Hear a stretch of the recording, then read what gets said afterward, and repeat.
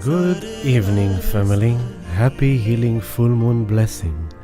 It is the Thursday, the 6th of April 2023, and for the first time, love stream on a full moon. Let's listen to these words. Lord, make me an instrument of thy peace. Where there is hatred, let me sow love. Where there is injury, pardon. Where there is doubt, faith. Where there is despair, hope. Where there is darkness, light. Where there is sadness, joy. Oh, divine master, grant that I may know so mercy to be consoled as to console, to be understood as to understand, to be loved as to love. For it is in giving that we receive, it is in pardoning that we are pardoned, it is in dying that we are born into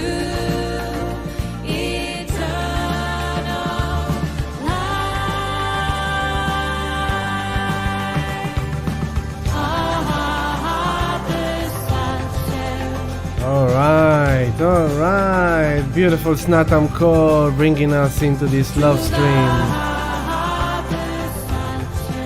as we are feeling the full moon healing vibrations.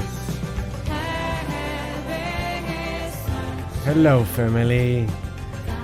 So nice to be here with you on a full moon energy. Brother Barat, Rukshika, Trishan. Yeah, this is a servant of peace of Francis, Saint Francis. These lyrics were written hundreds of years ago. So actually be interesting to see the time of these lyrics when they were recorded, when they were written, because I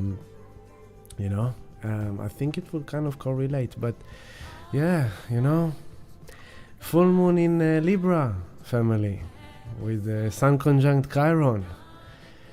Not necessarily the most comfortable day, not necessarily the most comfortable energy, but absolutely optimal healing. So we have a lot to share with you tonight. Hello, Brother Roll King, Bharat, Rukshika, and Trishan jumping around, yay. And hello, Breeze, hello, Janeline.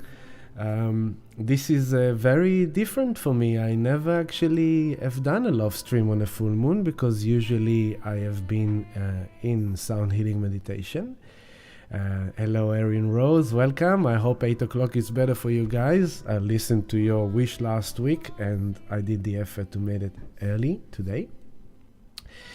So let's bring back the Mamritanya mantra, ancient chant for healing and peace. And when the Sun conjunct Chiron, it becomes even more important. The doggy is happy outside, so if you will hear the doggy bark, it's like, he wants to be heard. He's feeling the full moon in Libra, opposition to Sun and Chiron. He's barking to his beloveds, his family. They left him outside. They're probably having dinner around the table, and he's outside. He's like, let me in. I want to be a part of the family too. Don't leave me outside. He's crying. He's feeling the wound. I've been deserted. I've been abandoned by my family. So, at this time around the world, all the hello, shalom, Dana, Pete as well. Hello, Pete, brother. At this time around the world, Jewish families, Jewish communities are sitting around the Seder table, which are celebrating the Passover. Passover is usually falling together with the Easter, so tomorrow all the Christian tribes, Jesus followers, are celebrating Easter. And last night and tonight, the Jewish tribe is celebrating Passover. both of them symbolizing very good omens for us. Passover symbolizes the Exodus, where Moses, the alchemist, freed the Israelites from the slavery of Egypt. So, take it as a metaphor of Egypt slavery. Is a beautiful friend of mine last night gave this beautiful teaching, and he says that, Egypt slavery is not a place in the world, it's in our heart, it's in our soul.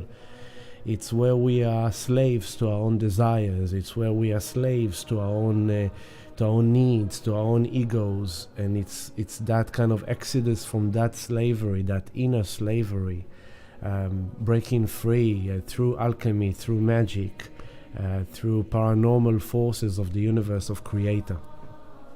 And then tomorrow Easter, which is the resurrection. So how symbolic is that, to have a full moon in Libra, opposition Sun with Chiron, the wounded healer in Aries, and here we have the Exodus, and here we have the resurrection, and it's kind of like, bring it on, baby, bring it on.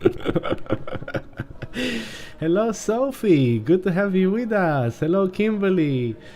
Good. I was hoping to have a nice gathering tonight with you all on this full moon. Nice to sit in your own comfortable personal space and connect with like-minded people, like-hearted people, like-spirited people. Hello, Christy. Beautiful Christy. So yeah, this by itself is a good medicine for us, If you are alone or lonely, suddenly you sit with us now on the love stream and you feel like you're part of a family, and you feel like you're part of, here we are. I am there with you, giving you some company. So hello through the screen. And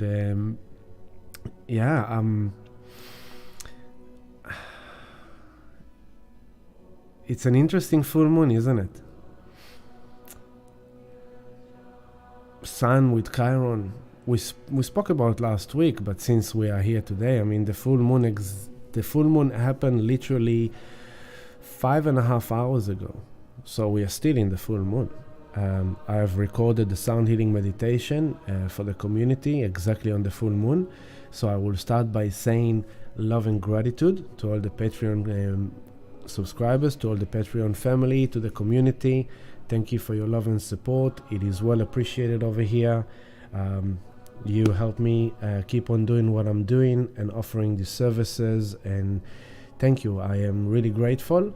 If you want to join our Patreon community, we would love to have you with us. We have an amazing, awesome group of souls. You can join us through patreon.com/healingdelight. It's right under the chart. And this is where, people don't hear much from me on Facebook, Instagram, YouTube. I come once a week. Instagram, I post once in a few days, but the community hears from me almost every day. There's a few different chat rooms which I post different information, sources, guidance, instructions, insights. So this is where the real thing is happening. If you want to be a part of it and you would like to support me and what I do, it will be awesome to have you with us. Join our Patreon, and then you'll get access to our Telegram chat rooms, and then you will get the new moon and the full moon sound healing meditations on every month. So hopefully everyone's enjoying the sound healing in your homes. The other thing is the free support is that you can press like on this movie, you can subscribe to our channel, you can share it with your friends, you can spread it around, and that helps a lot as well. Other than that, I will be at Here Yoga on Tuesday. It's 8:08 on the clock as I'm looking. On Tuesday, I will be at Here Yoga every Tuesday at 7 p.m. for sound healing meditation. You are more than welcome to join us. It's always beneficial, always helping, especially in these days where so much is changing, so much is happening. So in that case, sound healing comes to the rescue. If you need a bit more personal touch, a bit more deeper work, feel free to book in for a healing session with me. It will be my pleasure to help you. We should do healing work on ourselves in these days, especially when we're talking about Sun conjunct Chiron. So, what are we looking at? Let's look at the chart. Let's see where it is. There it is. Here is the sun on your 5 o'clock, 4 o'clock, 16 degrees, 21 minutes in Aries. Chiron, 15 degrees, 53 minutes Aries. And in opposition, we have the moon on 19 degrees, 5 minutes of Libra right now. So it was on the 16 degree in opposition to the sun 5.5 hours ago. It is now progressing as always, but we're still feeling it. So if you haven't done that yet, this is a great day to smudge yourself, smudge your houses, cleanse your energy, cleanse your houses. This is a great energy to put your intentions out there on the release and the letting go. That's what we mainly do on a full moon. A full moon always brings things up to the surface. The emotional waters are rising and things come up to our awareness. And it doesn't have to happen just today. It might have happened yesterday. It might have happened 2 days ago. You might have been processing something for the last week or two. But guess what? This full moon is also the final full moon of the current eclipse cycle, which began in November. So you can say that we are also releasing the chapter of the last 6 months. That's another interesting perspective. Hello, Carly Rasta. Good to have you with us. So think about that. This is the last full moon of the 6 months eclipse cycle, which began in November. In the coming 2 weeks, which is going to be the unfolding of this full moon, release and letting go, we are clearing the surface for a new moon solar eclipse, which is going to happen on the 29th degree of Aries. So we had a new moon in Aries 2 weeks ago, and now we're having another new moon in Aries with a solar eclipse, which starts a new 6 months eclipse cycle, which is going to be quite intense. So, what are we releasing? What are we letting go? What is this about? In order to understand that, we can look at the placements of the planets, and then we can get some hints, some insights. If you haven't noticed it in your personal life, the stars, the planets will just give you the indication, and then you go like, oh yeah, oh yes, yeah, I can definitely feel that. No, I didn't feel that, but yeah, I did feel that. So remember that we're doing this love stream in a collective astrology way. So we are talking about the collective general energy, but even for each one of you, it will play out slightly differently based on your birth chart. So for example, if you have any planets in your birth chart on 16 degree, let's say 15 to 17 degree Libra or Aries, this will affect you more because it's happening right on those degrees. Then if it is also let's see, if you have planets in Capricorn or Cancer, then it will square it. Okay? So, and then you go on and on and on and on and on, because and then which house is the full moon is. That will kind of give you even more into what area of life your process is happening. So on this love stream, we're talking collective, and then you can take it to your personal self. So as always, let's just scan the sky, see where each player of the team is at, and then start going into the layers. And of course, the main focus of us, we're going to mention the full moon, talk about it, but then we're going to actually go into the coming week. Now, heads up, there's actually some positive, awesome alignments coming in this coming week until the next love stream, once we pass this full moon. So whatever you've been processing and feeling over the last day or two with this full moon, the wounded healer, all these things, it's very important. And after that, we have a week of some good, positive kind of developments. So don't reject the current process. Don't escape the current process. Feel it, and then you heal it. Sit with it, own it, realize it. Then you will know how to act upon it later on. So, hello Tara, Luna. You're both up with the moon until 2 a.m. this morning. Well, you're feeling the rising to the full moon, right? Oh, my brother just sent me a message that they are celebrating Passover together, all my family in Israel right now. So I will contact them later. Yeah, this is interesting, right? Because I can only do this love stream here. Okay, there we go.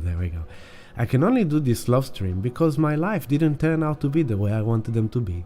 That's Sun conjunct Chiron. My life is not what I thought it will be. I am not in the place I thought I will be. Things are not looking the way I wanted them to look.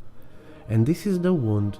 Why do I deserve this? Why do I need it? Why did this happen to me? Why did the victim, the wound, the pain, the insecurity, the shame, the guilt, the blame, the impotency, the incapability, the incompetency, the I'm not where I am, where I wanted to be, so usually every year this will be a time where you'll sit around the table with the family and you'll celebrate. But guess what?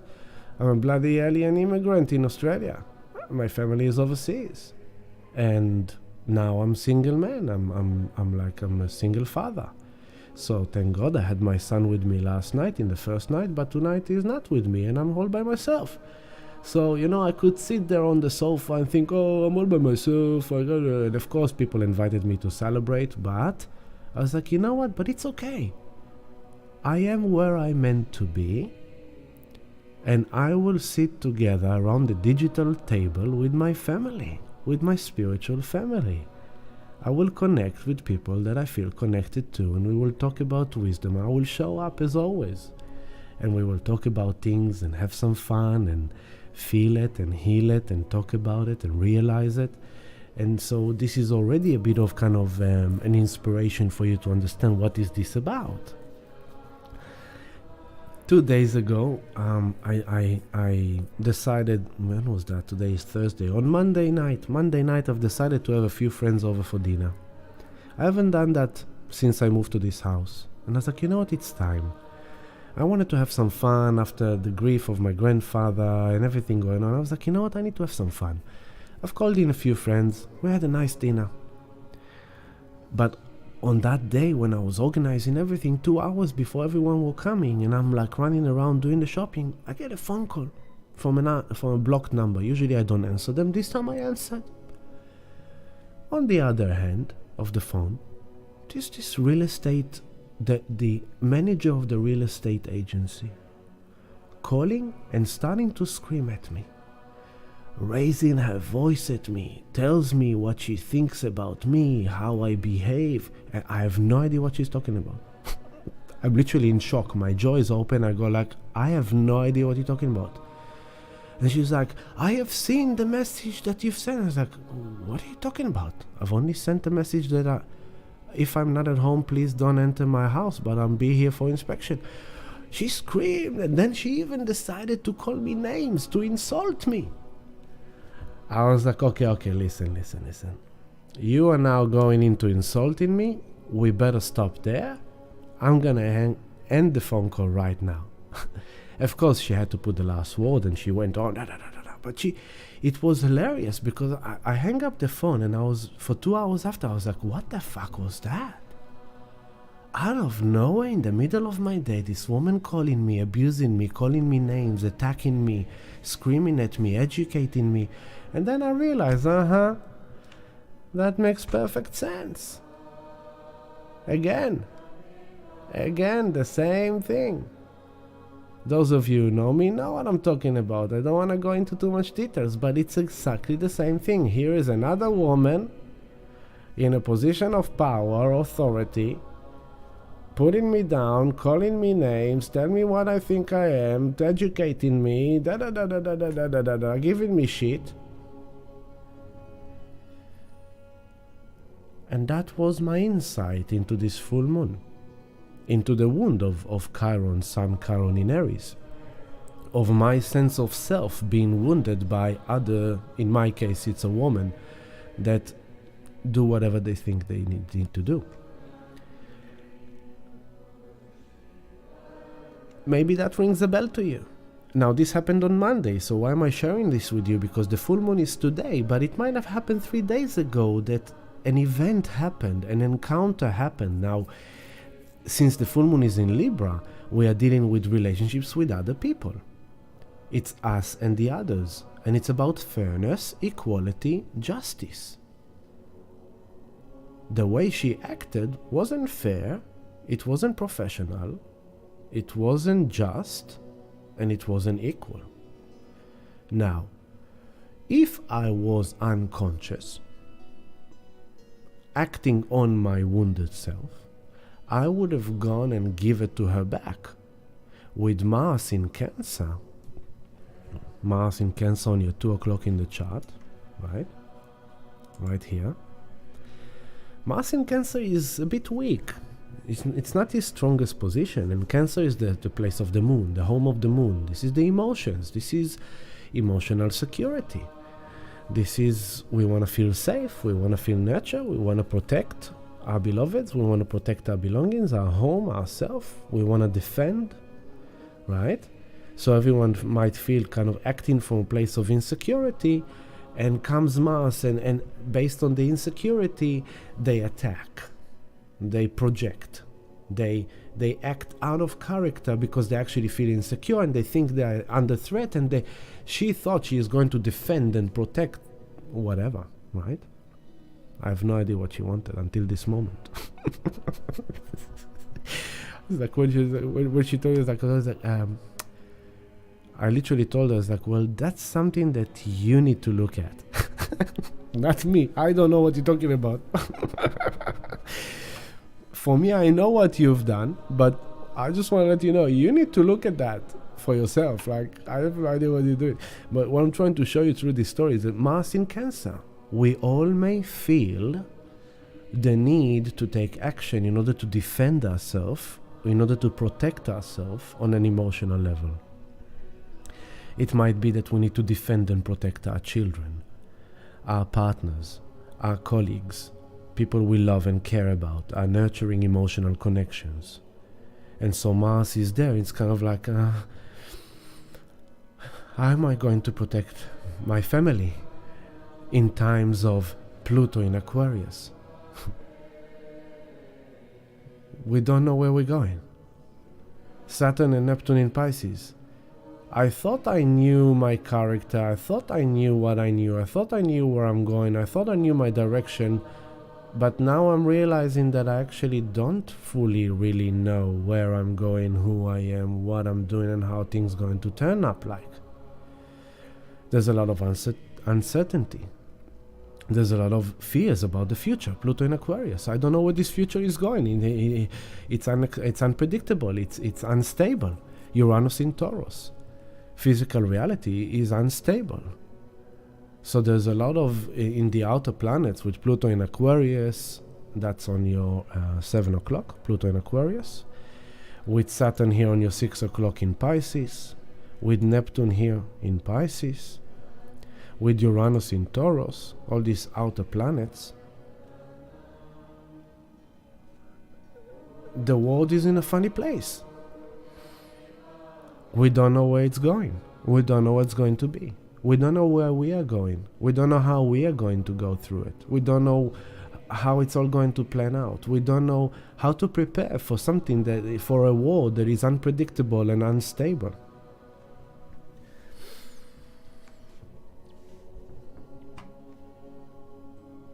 We don't know. That may trigger the Chiron, insecurity, feeling lost. With Saturn and Neptune in Pisces, Saturn is weak in Pisces, so the discipline and the responsibility and the show up and do the work, that can be very slacky. That can be kind of like, oh, I'll deal with it tomorrow. I'll deal with it next week. No. That's the trick, that with Saturn in Pisces, we actually have to be even more responsible, because the essence of responsibility is in a wishy-washy waters. It's very easy with Saturn in Pisces, with Neptune, to be irresponsible. I'm just going with the flow. I surrender. I don't care about my duties or my responsibilities. I'll deal with it another day. I'm just depressed. I'm lost. I'm just gonna sit here on the sofa and hope for some miracle. No, not good for you. So with Saturn in Pisces, you need to use the Pisces spiritual responsibility. You need to use the spiritual due diligence. You need to use your soul, spiritual, divine authority to push your lower self, your human self. Come on, you can do it. Come on. I know you don't feel like it. I know you're depressed. I know you're tired. I know you're lost. But no, you're gonna have to stop taking those drugs. With Saturn in Pisces, people who are addicted to drugs, oh my God. People who are addicted to alcohol, people who are addicted to sex, people who are addicted to shopping. The discipline is not that strong. So you can just act upon the kind of like, I just want to feel love. So with this also Sun and Chiron, it's kind of like, I'm not loved. Nobody loves me. I'm not really saying it about me, right? Thank God there's people who love me. I'm blessed. And I hope everyone knows that we are all blessed. For all of us, there are people who truly love us. Sometimes you don't even know who are those people are, but they love you. So you're always loved. But Chiron in Aries feels or thinks in his wounded ego that you are not loved. Nobody loves me. Nobody wants to be with me. Nobody finds me attractive. Nobody finds me sexy. Nobody wants to go out with me. Nobody hires me. Nobody is giving me a job. Nobody is coming to see me. For example, I've been talking to a lot of practitioners, and from all areas. If it's yoga, if it's meditation, if it's acupuncture, if it's gym, if it's boxing, if it's all the wellness industry, all the well-being industry, and of course other industries as well. But mainly from that industry, a lot of people having much less traffic than it used to be. So everyone, we're all dealing with this Taurus party. It's interesting how this kind of channel talk is just going from one place to another, and usually I have the order, and this time I'm just flowing with it. We have all this mess on a physical level of reality. Taurus. Just a second, I'll say hello to the live stream, to the chat room. Shalom Ima, Chag Sameach, Chag Sameach. Hello Simon, welcome Simon. Better late than never, of course. So we have all this Taurus party here on your kind of 3-4 o'clock, right? Look at that. Venus right now 24 degrees Taurus. Uranus 17 degree Taurus. Juno 14 degree Taurus. Mercury together with the North Node as we speak on 4 degrees Taurus, which means that there is a message from your future destiny coming to you. Yesterday, today, 2 days ago, tomorrow. It's not just when it happens, it's before and it's after. As the Sun comes on top of Chiron, Mercury comes to the North Node. As we are on a full moon in Libra, which is the last full moon of this 6 months eclipse cycle, which is gonna take us into a new moon solar eclipse of a new 6 month cycle, which is also initiating the next axis of the nodes. The nodes are now on 4 degree Taurus, Taurus Scorpio, and in July the nodes are going to Aries Libra. So this new moon solar eclipse is already giving us a hint of the next 2 years, right? In July, for 18 months from July.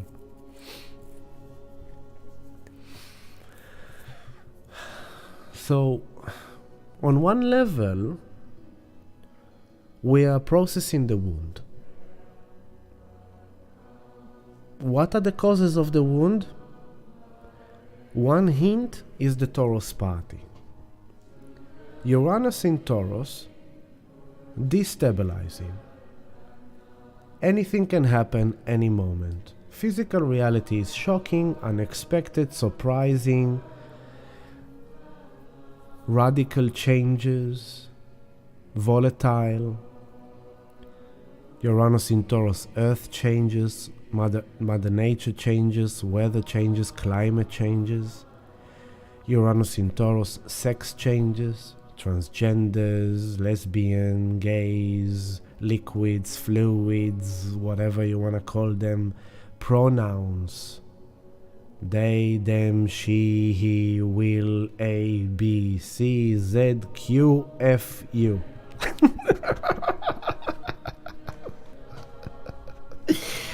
Uranus in Taurus.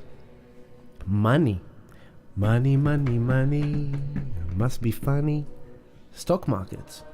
Currencies. Economy. Investments. Real estate. Uranus in Taurus. Health. Physical health. The medical system. The health system.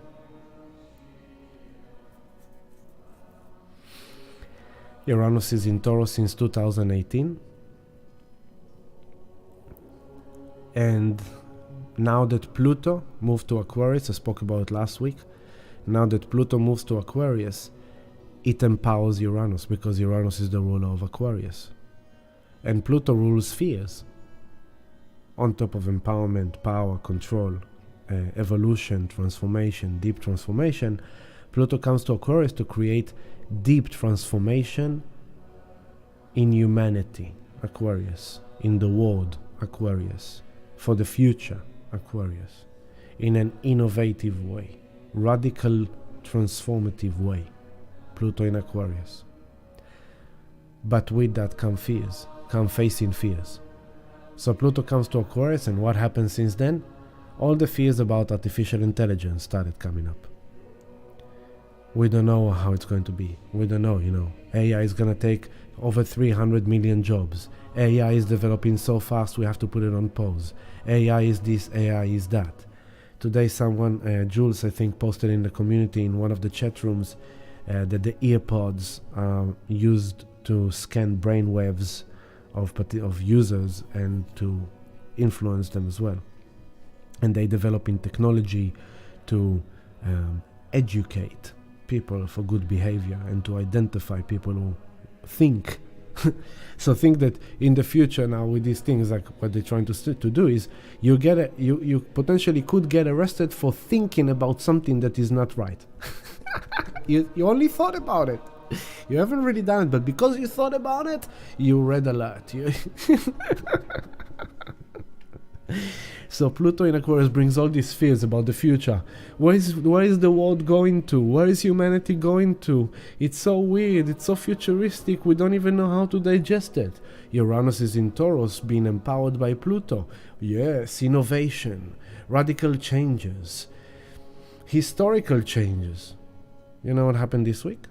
In the last week and a half? The de-dollarization is unfolding. What we spoke about last week, this week even received even more momentum. The US dollar is literally being dumped by other countries who chooses not to trade in the dollar anymore, but to trade in yuan or different currencies. It's happening. It's literally happening. So when you bring it into money and into finance and into economy and into investments, it affects people's base chakra. Taurus is base chakra. Venus is in Taurus, she's home. And she just passed through Uranus. So Venus is kind of like Uranus just zapped Uranus. Uranus just zapped Venus. Venus came to Taurus, she passed through the North Node, received some message from the future, some instructions, some roadmap about where she needs to go. Then she comes and she went through Uranus, and Uranus zapped her ass, excuse the expression. Uranus zapped her and told her, like, okay, come on, reinvent yourself, innovate yourself, try something new, try a different way. Until now you believed in that, maybe try to believe in that, because Uranus in Taurus, Taurus is also values. Our value system is changing. And so maybe you used to value that friend.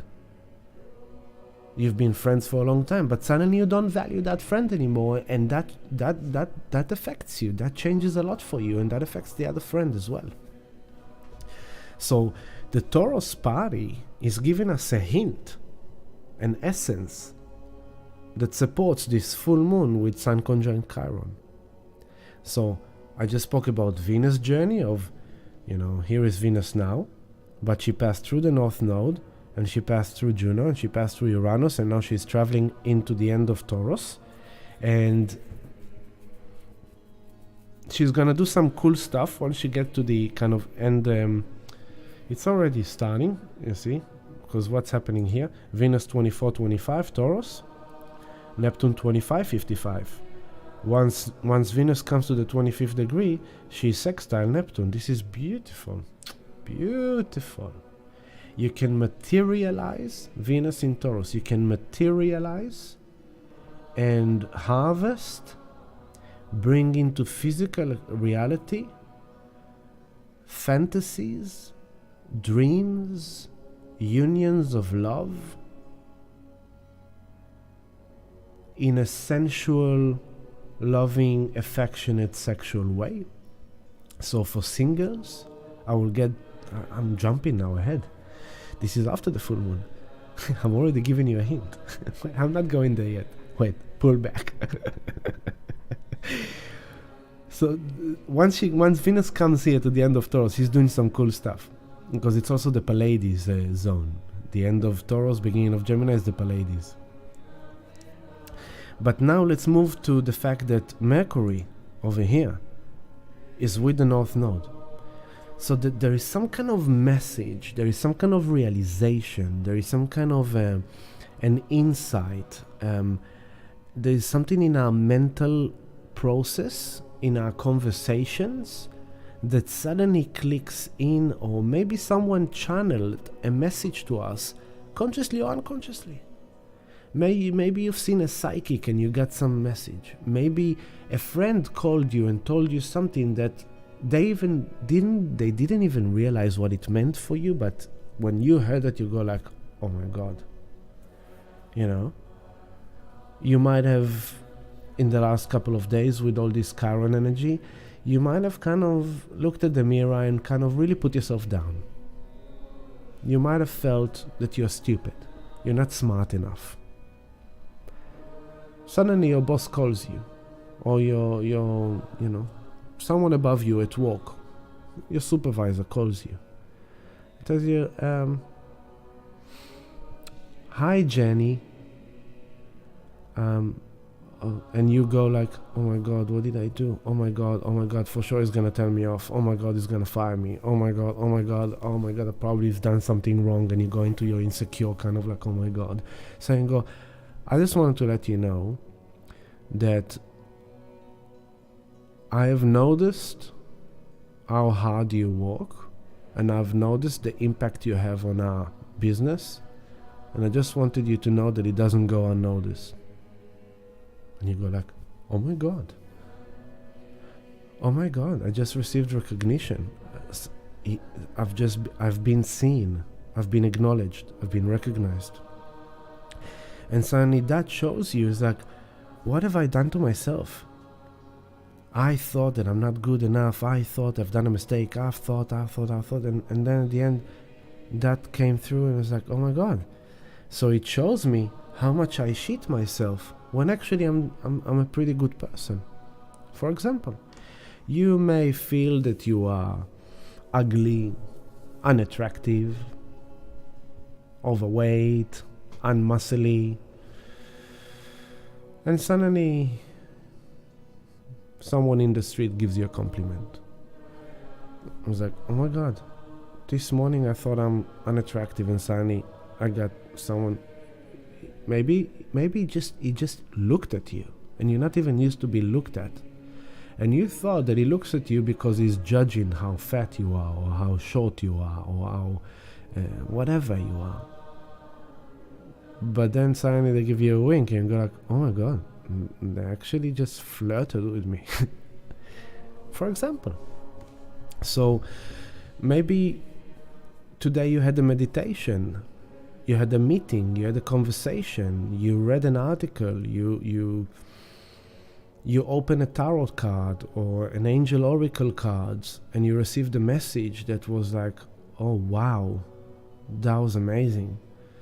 Something clicks, something is being delivered. Maybe it will happen in your sleep, in your dream time. Let it come.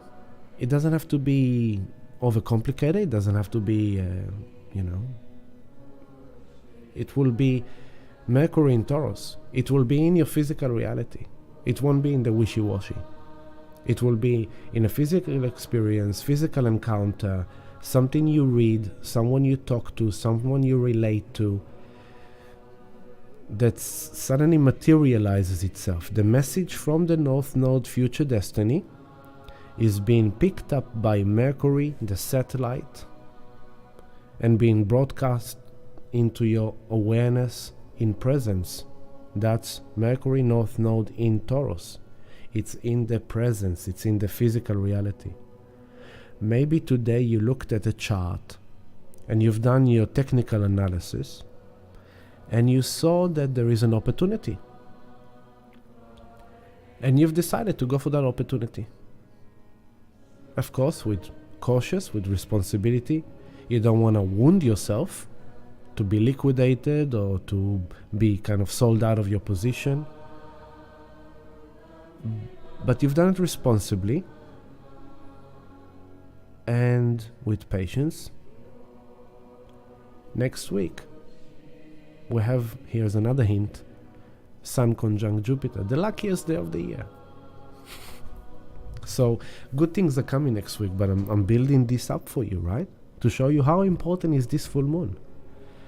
If you feel uncomfortable, if you didn't have the greatest week, the greatest few days, felt a bit down, a bit depressed, a bit sad, a bit stuck, a bit blocked, again playing with your insecurity, we all have that. I'm not innocent in there. I've got them too. Don't believe me, I've got them too. I just shared that with you at the beginning, right? Here I am, Passover night, all by myself. With you. I find my blessings. But if I compare it to where I thought my life will be, I'll be around the Seder dinner with my family. But that's gone. Life is not where I wanted it to be. Life is not where I envisioned it to be. Life didn't turn out to be according to my plan. On some level it's painful, on some level it's wounding, on some level it's kind of feeling this and this and this and this and that and that. But who is that? That is the ego.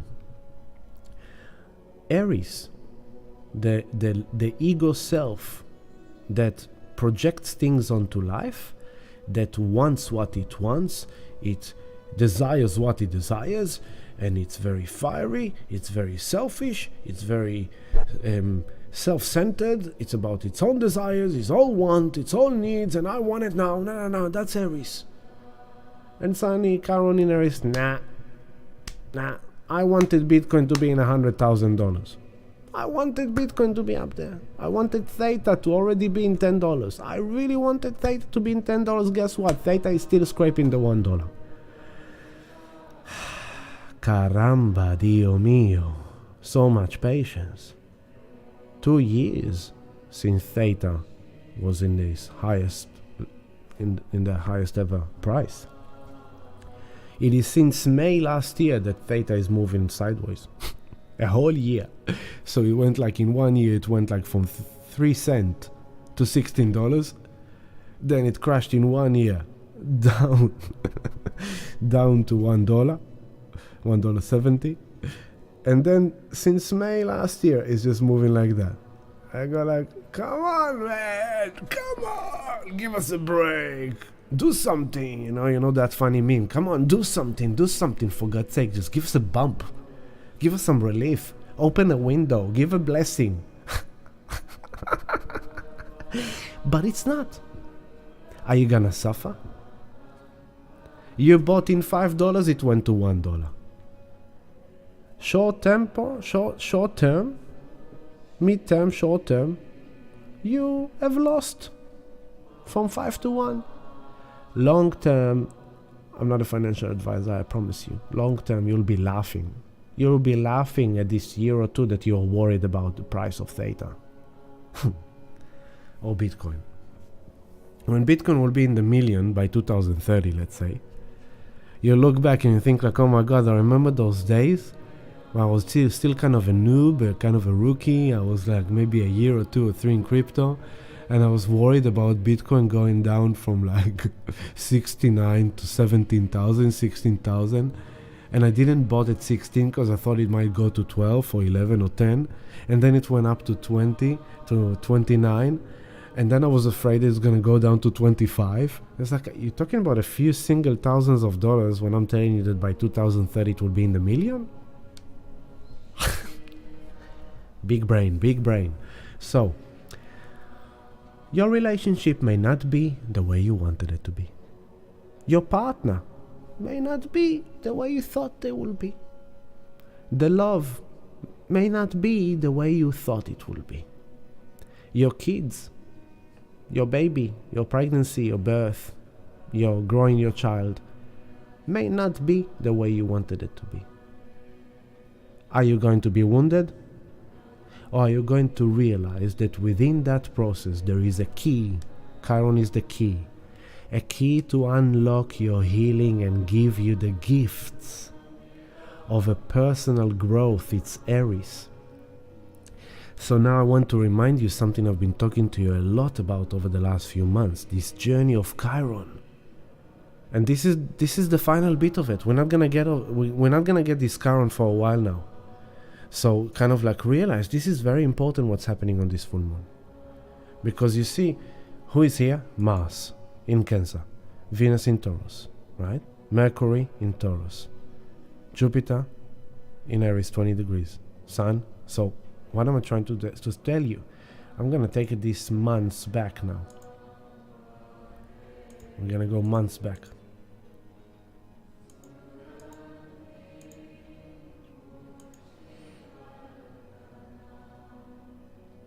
Now, this is going really back for that, but okay, why not? It's good, it's important. Oh, I've gone 2 back? I've gone 2 back. Yeah, too much back, 2 back. 2 pack. Where are you? Okay, yeah. Alright, so this episode is brought to you by the universe. Okay, so the first one in this current kind of scenario, here it is on your 6 o'clock, 15th of June 22. So almost a year ago, 10 months ago, okay? 10 months ago, Mars was with Chiron, okay?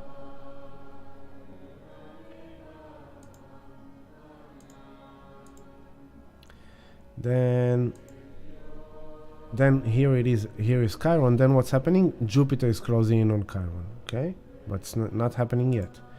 September, October, November, December. Here is January 23. February. And now starts the party. So Mars did it in 10 months ago in June, okay? Then what happened with Mars? It went through Chiron in Aries, into Taurus, into Gemini. And then it did 7 months in Gemini, and only a few weeks ago he moved into Cancer. Okay? So all these 10 months, all Mars did was like going through Chiron in Aries, into Taurus to make physical changes, then into Gemini, and then Mars got kind of like stuck in the study room, trying to understand everything. And now Mars is in Cancer, and it's kind of like, okay, I have to protect my beloveds. I have to protect myself. I have to protect my vulnerability. I have to create my sense of emotional security in a world that is falling apart, in a world that is full of chaos, in a world that is full of uncertainty and doubt. And, you know, I've met with Chiron 10 months ago, and I've seen where my wounded ego self, and remember, Aries is home of Mars, so it was very powerful. So what happened to you in June of 22? What happened to you in June of 22? I know exactly what was going on for me. I was in the process with the Capricorn party around my son. I was fighting for my son. So Mars did that in June. Then here we are already in February of this year, right? 2 months ago. And now I'm going to take it to March. Oh, sorry. No, not yet. Where are we? Yeah. So now let's move a week forward. And now it's starting to cook. Because by the 22nd of February, which is 2 months ago, okay? So 2 months ago, this whole process received a real powerful crescendo. Venus here, look at it. Venus on this 2 degrees, okay? Mars is now in Gemini, about to do the retrograde thing, okay? Mars finished his retrograde, sorry. Mars is now moving direct by February, 2 months ago.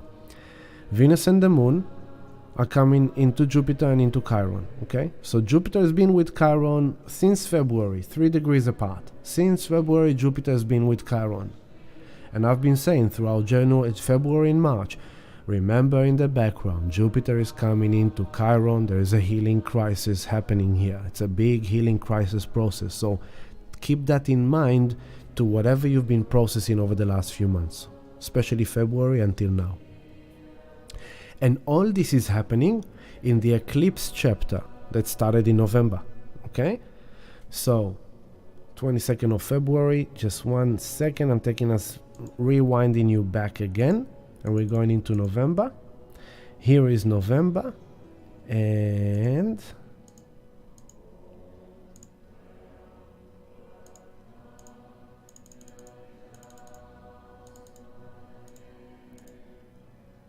there we go. 24th of November, the new moon solar eclipse. No. Sorry. No.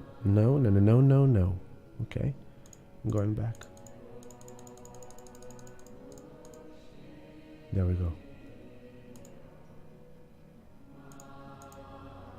22, 16, we need to move a few hours back. There we go.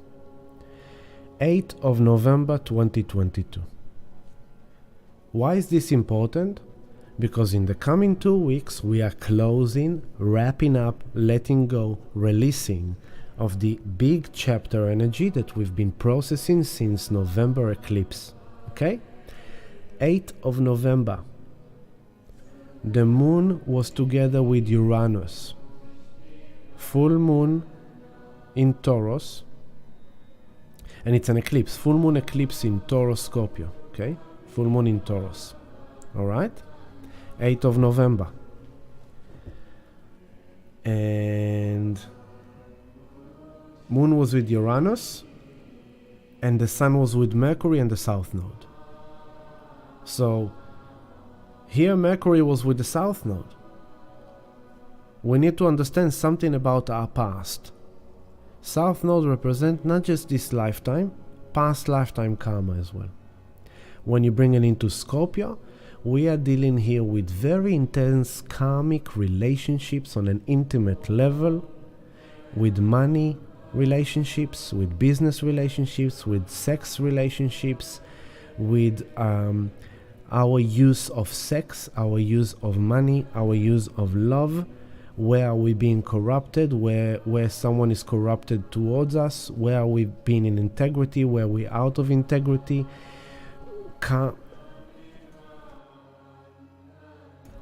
Karmic patterns that we must understand. Mercury with the south node and the sun, and the moon with Uranus promises surprises, unexpected shocks, sudden changes that affects our physical reality, affects our physical relationships, our sexuality, our love, our money, economy.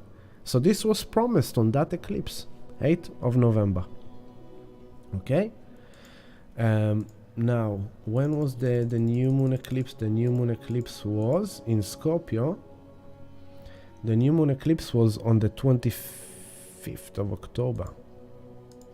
This was the new moon solar eclipse. Okay, here it is. That was the new moon solar eclipse, 25th of October. The moon, the sun, and Venus. So notice how much Taurus Venus there is in here. Let me restart the Mount Britannia mantra. We need to reset it. There we go. Now, notice that I spoke about today full moon and I mentioned how much the Taurus party's got to do with it. Now I'm showing you through these eclipses how much more it relates to the Taurus. So we know for sure that all this process relates to our physical reality, to money, to economy, to sexuality, to relationships, to love, to health, to values.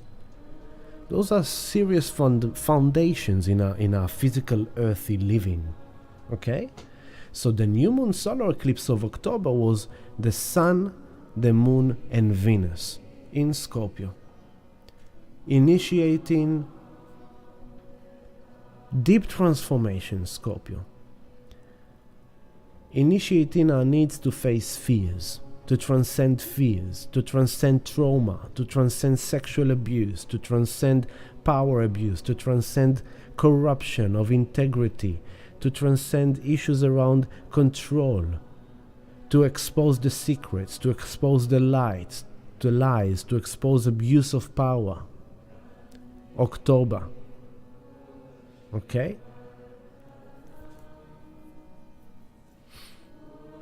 That was the new moon solar eclipse. Then we went to the 8th of November, and then we had the full moon eclipse in Taurus. Okay? And then after that it wasn't, it was already Sagittarius. Okay? So, we are now in these 2 weeks ending those seeds that started back then. Moving to now. Venus, which was together with that new moon solar eclipse in Scorpio, is in Taurus. She just passed through the North Node, receiving her guidance towards the future. She just passed Uranus to get zapped and to make these innovative changes, radical changes in her appearance, in her sexuality, in her relationships, in her love, in her values, investment, job, career, money.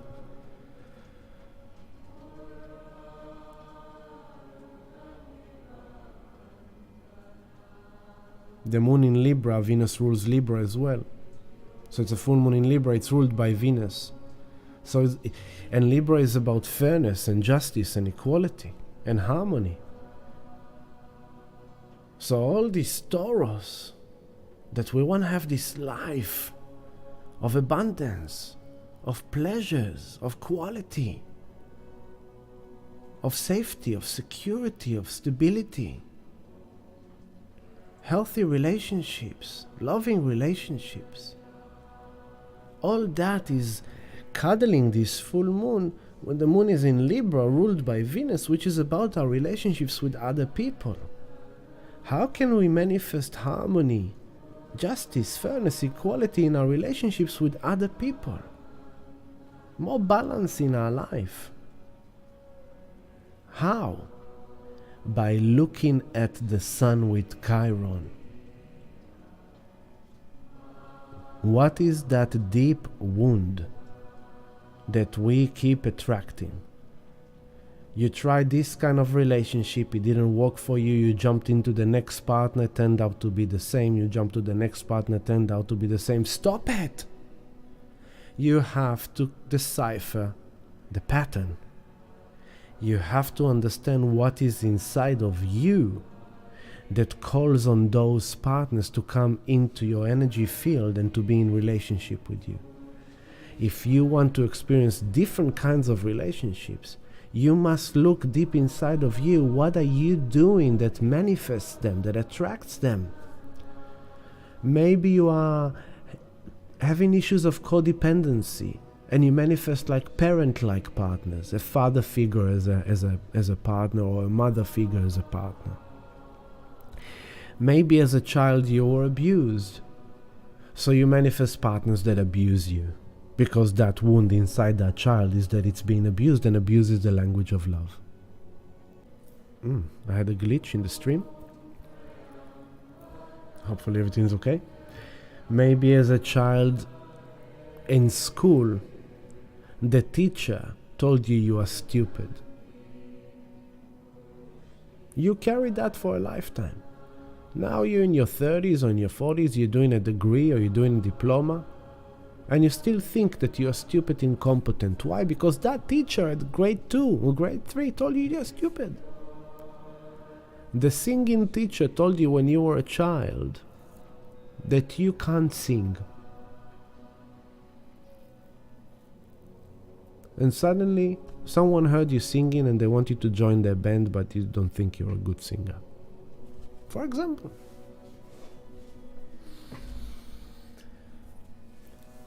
You had a boyfriend at the age of 17 that laughed at your body figure. Ever since then, you have this insecurity about stripping naked next to an intimate partner. Your current partner absolutely loves your body figure, attracted to your body figure. You know, I used to say that to a lot of people, especially when I had sessions with overweight people. And it was like, I used to tell them, you need to understand something. Some men like them skinny and tall. Some men like them fat and short. Everyone has a different attraction.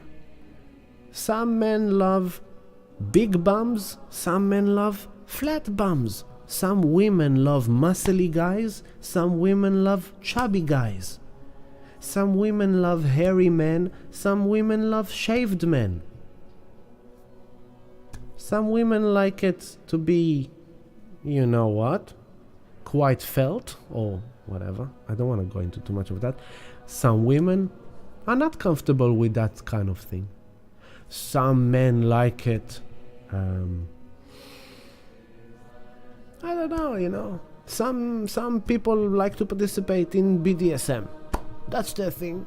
They like to be humiliated. Even that can be looked at, right? But that's what they like. All their life they thought that their partner will probably laugh at them if they will ask their partner to tie them to bed and do whatever they want. Suddenly they manifested a partner that is quite open-minded and quite into that too, and suddenly they kind of express that, and it's been embraced with acceptance, and it's a healing. It's like, oh my God, I'm no longer feeling ashamed about my fantasy. I can actually share it. So the idea is that in a union of love, we can help each other grow and explore our vulnerabilities and our sensitivities, our insecurities.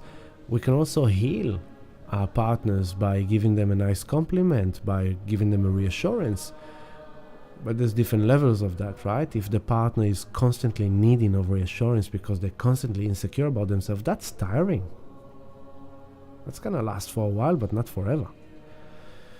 But there's nothing wrong in having a partner that, you know, is doing the work on themselves, but would love to get a compliment from time to time, a good word of acknowledgement, of recognition, if it's about how they look, if it's about how they cook, if it's about how they feel, how they talk, how they think, you know.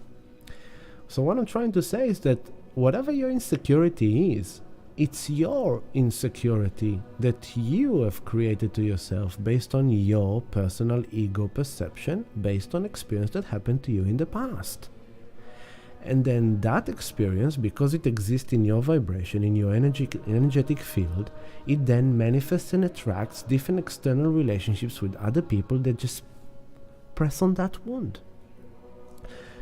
And when those people come into your life and press on that wound, it's the universe sending agents of healing for you, so you become aware that you are still doing that, you're still manifesting that, and you need to look deep within yourself to understand how can you change it inside of you. So with Chiron, it's like there's a lot about you need to own it. You need to own your shadow. You need to own your pain. You need to own your wounding. The sun is with Chiron. The sun is shining the light into the wound. There is nothing to hide anymore. Yesterday morning I woke up with a scratch on my arm. I was like, oh my God, last night was rough. I just scratched myself heavily when I was asleep. I was like, wow. And I feel it all day today. I feel like, wow, interesting. What does that mean to me? Can I look at the symbology of it? There's a way to decipher that, right? If you want to go down that path. MJ, hello MJ. Good to have your presence, MJ. Hopefully you settled well over there. It was so great to see you, MJ. Really great fun. And so, you know, I took you from the journey of Chiron back to the eclipse, and then I jumped from the eclipse to now, and I missed on what I actually wanted to show you. So now I will go back to February, which is where we stopped. This love stream is flowing in its own unique way. Now we're gonna go 2 months back to February. Why February? Remember, this is where Venus and the moon here at your 3 o'clock, Venus and the moon and Jupiter are coming into Chiron. Okay? So now we're going by the days, and here comes Venus. Venus is doing it first. Venus is passing Jupiter. Venus comes on top of Jupiter, saying, hey, Jup, Uncle Jup, do me a favor, Uncle Jup. I want to really understand something here about what am I doing to myself, because I want to grow wiser. I want to understand it better on a higher level in order for me to be able to harvest some rewarding results. So bear with me, Venus is saying to Jup. Bear with me, because I'm meeting with you, and I'm saying to you, it's like, Guru, Master, Philosopher, Master Yoda, I want to learn something here about myself. It's in Aries. Venus comes to Aries and is like, I want to look at myself within my relationships. I want to look at what I want, what I desire, what I need. I want to look at that. I want to embody that. So then I'm coming to Jupiter, and it's like, Jupiter, how can I make the most beneficial rewards, profits, wisdom, knowledge from my experience in this physical life? Uncle Jupiter goes, oh, Venus, it's good to see you, honey. I'll tell you what. By April, I will meet the sun. Next week, Jupiter will meet the sun. And by then, I will give you some rewards. But before I give you rewards, I need you to go and meet Chiron. After you pass Chiron, I need you to meet Juno, the goddess of sacred marriage and relationships, because through her, first you need to face your wound.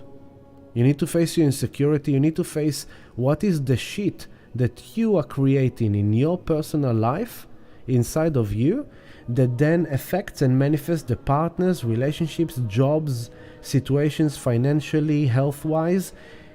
If you really want to grow bigger, if you really want to grow wiser, if you really want to gain rewards and benefits, I need you to meet your wound. I need you to sit with your wound, to feel your wound, to acknowledge your wound. Then you're gonna go and meet Juno. And with Juno, I need you to understand what is really sacred to your heart. What is really sacred, what is really important. Then you're gonna go and meet the North Node in Taurus. And over there, you're going to receive a message from your future destiny at your own home. And after you go through the North Node, Venus, then you're gonna go to Uranus. And Uranus is gonna zap you into the future. It's gonna give you a sudden change, an event or unfolding or things that will happen that will just kind of redirect you in some way, shape and form. Venus goes, okay, Uncle Jup. So she's passing Jupiter. She's coming into Chiron. 3rd of March. 3rd of March is coming to Chiron, passing Chiron. Then she comes into Juno. And she meets together with Juno on the 20th of March, on the 4th degree of Taurus. Now, by that time, I'm gonna go back. By that time, as Venus passed Chiron, then Jupiter comes to Chiron. So we're talking about Chiron. Mars did it in June last year. Then Venus did it in March, 3rd of March. Then Jupiter did it on the 12th of March. Okay? And then what's happening in the background? Mercury and the Sun are about to come and meet Chiron. Okay? So as Venus moved to Taurus, Jupiter has passed Chiron. Here comes Venus, North Node, Juno on the North Node. Venus, Juno on the North Node, 20th of March. And then comes the Moon. The Moon passes through Chiron. This is 23rd of March. This is only less than a month ago. And then Mercury is coming into Chiron here. Here is Mercury with Chiron. This is the 27th of March. Mercury came to Chiron. As Venus is coming to Uranus. Okay, and the Sun is already in Aries. And then Venus comes to Uranus on the 30th of March. Okay? 30th of March.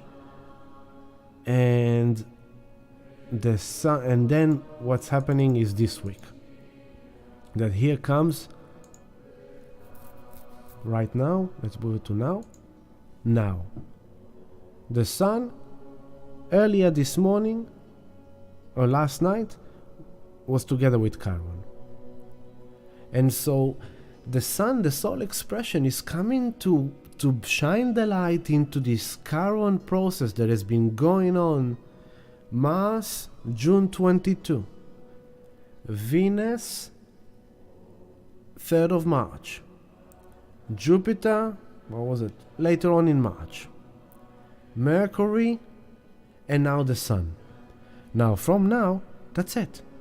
Well, we have Neptune is in Pisces for 3 more years. Saturn in Pisces, 3 more years. Pluto is far back in Aquarius. That's it. Until Mercury will come full circle again, right? But all this party has now passed through Chiron. And so it's interesting that all this party has passed through Chiron, and the Sun is coming to Chiron on this full moon in Libra, which is the final full moon of this 6 months chapter of the eclipse. I hope now you understand why I was jumbling all this time about all these things. I hope it makes sense. I have some drink.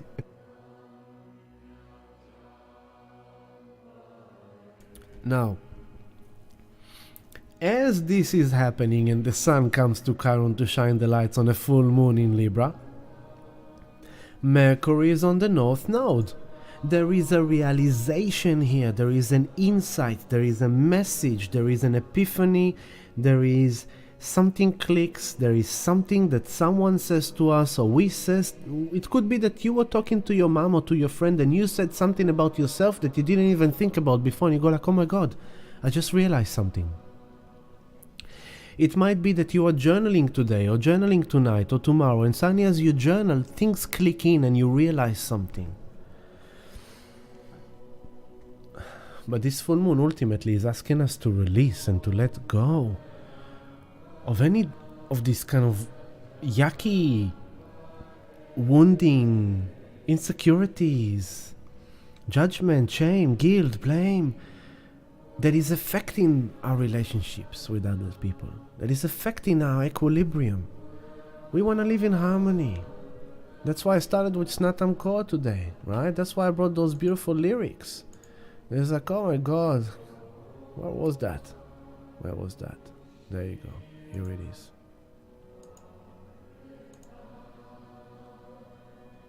There we go. Okay. Is it here? There we go. Put my Amritanya mantra. Let's take a moment with Snatam, because this song really embodies this kind of, should embody this desire of being the healer, the wounded healer. Chiron is not the wounded, Chiron is the wounded healer. Chiron is giving you the gift. He's not coming to abuse you by poking on your pain. No. Chiron comes and brings your wound up to the surface to tell you, look, you need to heal this. And gives you the key to unlock it. And suddenly that ripples into the rest of your life. So, Snatam Kor, servant of peace.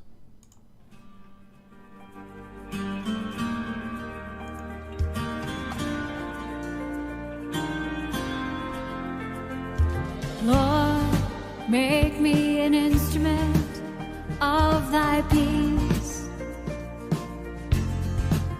Where there is hatred, let me sow love. Where there is injury, pardon. Where there is doubt, faith. Where there is despair, hope. Where there is darkness, light. Where there is sadness, joy. Oh, divine master, grant that I may not so mercy to be consoled as to console, to be understood as to understand, to be loved as to love. For it is in giving that we receive, it is in pardoning that we are pardoned, it is in dying that we are born into eternal life.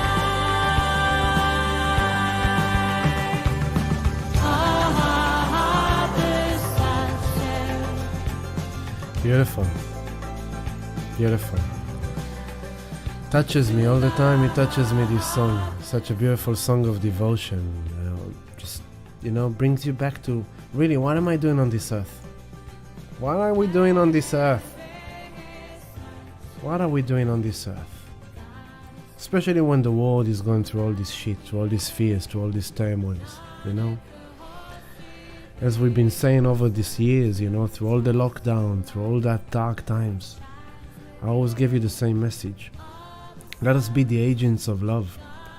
Let us be, if we are calling ourselves the light walkers or the light warriors or, love agents or spiritual or whatever, then what it really means in its basic essence is like love. The world is in turmoil, the world is in chaos, the world is scary, the world is uncertain, the world is unstable. So what does it mean? It means that 8 billion people on the planet don't know what's going to happen tomorrow. 8 billion on the planet don't know if they'll be able to feed their beloved. 8 billion people don't know if they'll be able to survive another day. If you have a phone and you're watching this YouTube live in your comfortable sofa in your living room, you're one of the single few percentage of the world riches. So how really victims are we? Gives us perspective, huh? A lot of people in this world would have dreamed about your suffering. Your suffering is a fantasy of other people. So there's that beautiful perspective saying, there's like, when you think you've got it bad, look behind you. There's always people behind you having it much worse. Yes, there's people ahead of you who live in a better life. They can afford buying a Gucci watch and, they can afford buying the new Tesla and go on a holiday to Hawaii or whatever. Yes, and you can't. But guess what? Something is stuck. Yeah? What is happening here? Is the stream stuck? No, it looks alright on my end. So, what is happening? I don't know. I don't know what is happening. Something just happened to my computer. Give me a thumbs up if everything is... Oh! Wow.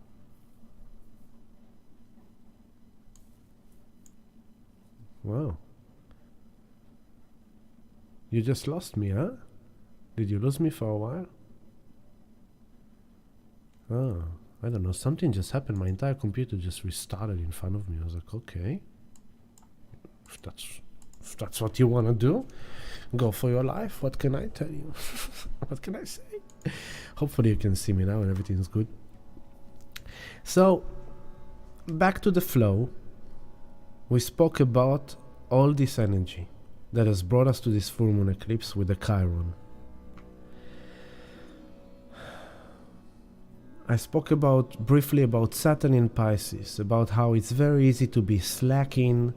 It's very easy to kind of be a bit less responsible, a bit more kind of like loose, kind of this, but then, that can support your wounding of being incompetent or not being on top of things. So make sure that with Saturn in Pisces that you're really making a bit of extra effort to stay responsible, to do your due diligence, to follow your duties and your obligations, because it's easy to let loose.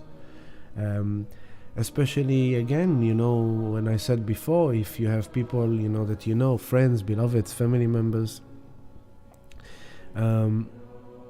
if they have drugs addiction, with Saturn and Neptune in Pisces, they could go like just reckless, won't be able to control themselves or to regulate or whatever, But with Pisces, it's also that sense of some people can experience Pisces as being lost, abandoned by God, kind of lost on this planet, in despair or depression or melancholy, So you have to kind of take some kind of disciplinary action towards that to kind of get out of your rut, get out of your depression.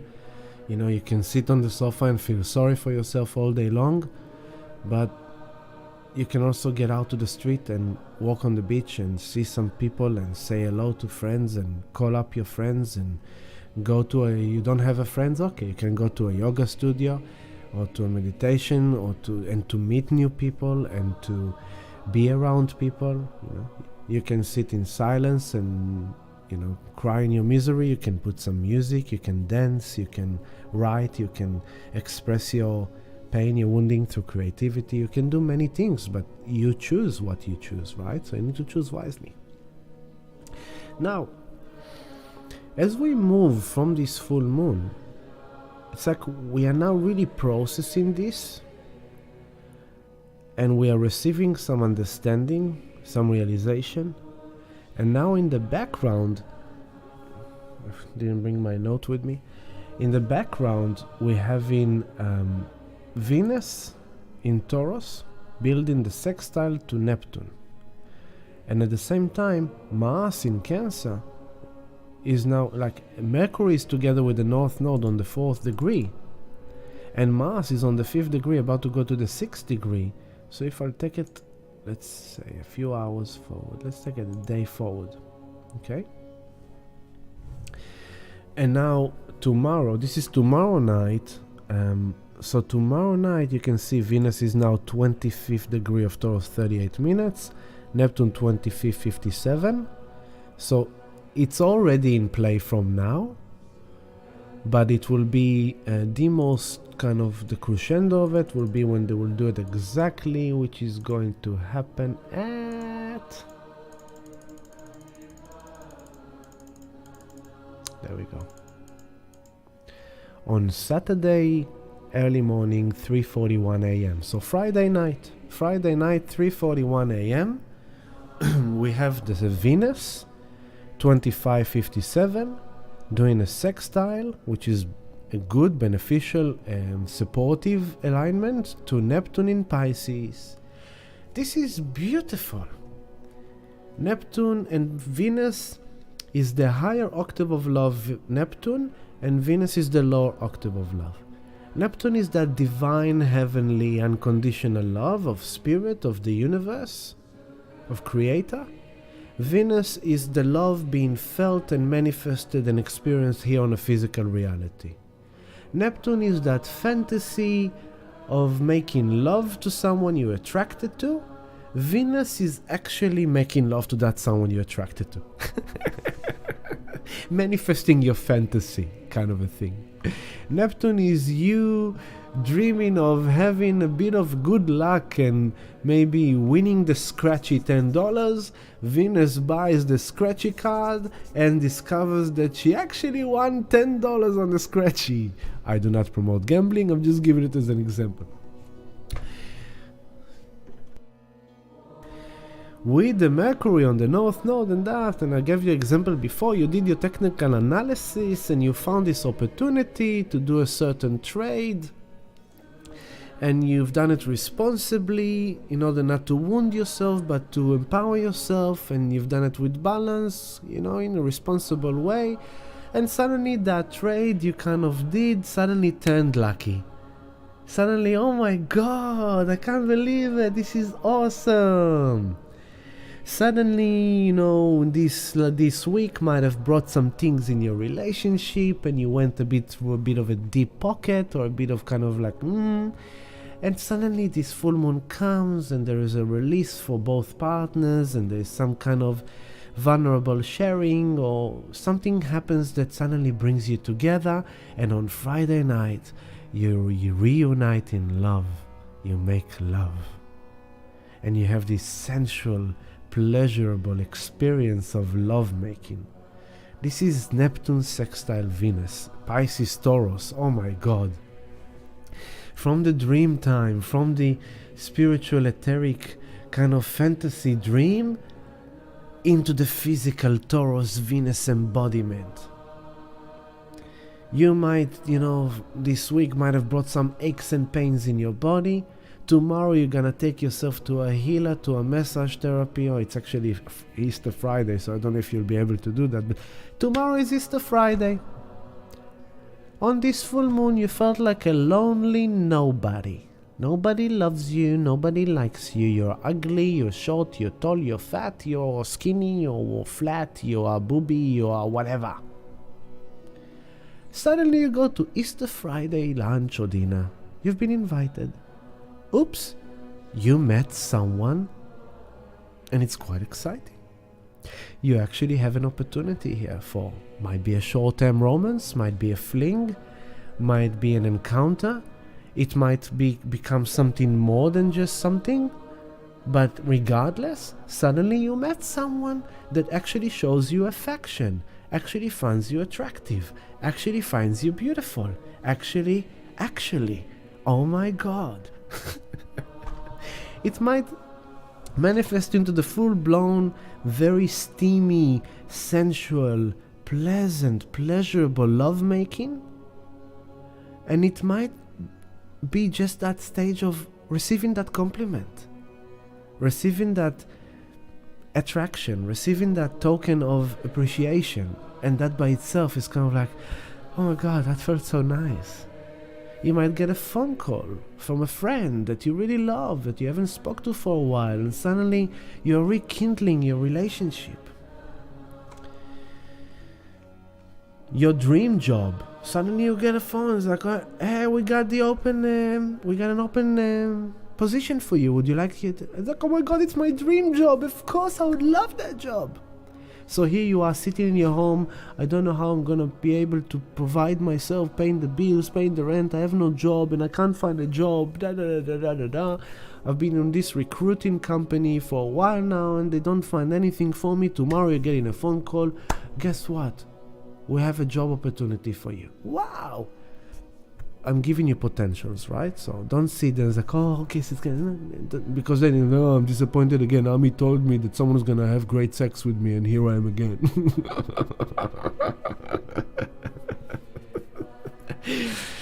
Hey, if you don't find someone to make love to you, make love to yourself, baby. Venus with Neptune, you know. Give yourself some sensual pleasures in your fantasy, you know. You deserve it. And for some people it needs to be sexual, for some people it can be a bath with salts and oils and candles. It doesn't have to be sex, right? It's about physical pleasures, sensual pleasures. And maybe you blame yourself for not knowing how to cook. You're a terrible cook, Sun Chiron. And then tomorrow you decide to download the recipe from the internet and you bake this amazing cake and you go like, oh my god, this cake is divine. and then you knock on your neighbor doors like, hey, listen guys, I just made this cake. You have to try it. Take it, try it later. You don't like it, but I personally think it's amazing. And then that neighbor of yours that received your cake, you gave them the Neptunus Venus, like, oh my god, this cake is divine. I've been craving for something new and good. Wow. Okay, so Venus, Neptune come in as this beautiful, soothing, kind of loving medicine after this full moon wounding. I like it a lot. At the same time that this is happening, as Mercury is passing the North Node, here on your 7 o'clock, Mercury is passing the North Node, is now on the 6th degree, and what is he doing? Mercury is sextile Mars. Also beneficial. Mars is in Cancer, wants to take action, wants to take action for emotional security, for safety, for protection of home, of beloveds, of friends, of relationships. I want to protect my relationship. I want to make sure that our family will be okay through all this time. And Mercury comes into Taurus, which is kind of, okay, let's make things real. Let's look at the facts in physical reality. Let's look at the data. Let's sit on the table with the paperwork and let's talk about it. When Mercury was in Aries, was like, I have an idea, I know what I need to do, I know what I want to do, I have an inspiration, that's what I want to achieve, Now Mercury is in Taurus, is like, okay, let's bring it down to earth and actually see how we're gonna manifest that. How we're gonna actualize it. That's Mercury in Taurus. So, Mercury in Aries, I want to make money from crypto, I want to invest in crypto. Okay, you know what, I'm gonna buy this shitcoin and that shitcoin and that Dogecoin and that shitcoin. Doge just had a pump last week because Elon Musk decided that he's putting Doge as the coin of Twitter. Poof, suddenly out of nowhere, right? Now Mercury comes to Taurus, it's like, okay, so how am I gonna do this trade? When am I gonna buy? When am I gonna sell? What's my entry point? What's my exit point? How much money do I need to cover my debts? When do I need to pay my debts? So then I will know when do I need to sell some of my crypto so I can sell my debts. Okay, tax year is coming. We are now in April. The end of the tax year is June. And in 1st of April, April is the time of paying the taxes, of creating a settlement payment plan with the ATO. Okay, let's sit with the accountant, let's do all the paperwork. This is Mercury in Taurus. And when Mercury in Taurus suddenly sextile Mars, suddenly we can put our mind into action in a very good way. We can be very persuasive, we can communicate a business deal, right? Because Mars is the action, Mercury is the data, the mind, the expression. Mercury is in Taurus, it's very present. And Mars in Cancer wants to feel safe. And so suddenly you find, after you pass through this full moon with Chiron, comes Venus with Neptune and brings that sweetness, that love, that compassion, that understanding, that medicine, that healing, that miracles energy. And comes Mercury with Mars to give us the courage to speak and to express ourselves and to assert ourselves in a certain way that can manifest things and make things happen. So, maybe your wound has been that you don't have the confidence to go and talk to that girl or go and talk to that man. To tell him, hey, I find you attractive, would you like to date me? Hey, I found you attractive, would you like to go on a date? Let's take a drink. Maybe you're someone that have that blockage of being afraid to hit on someone for not experiencing the pain of rejection. And then that's something you need to overcome.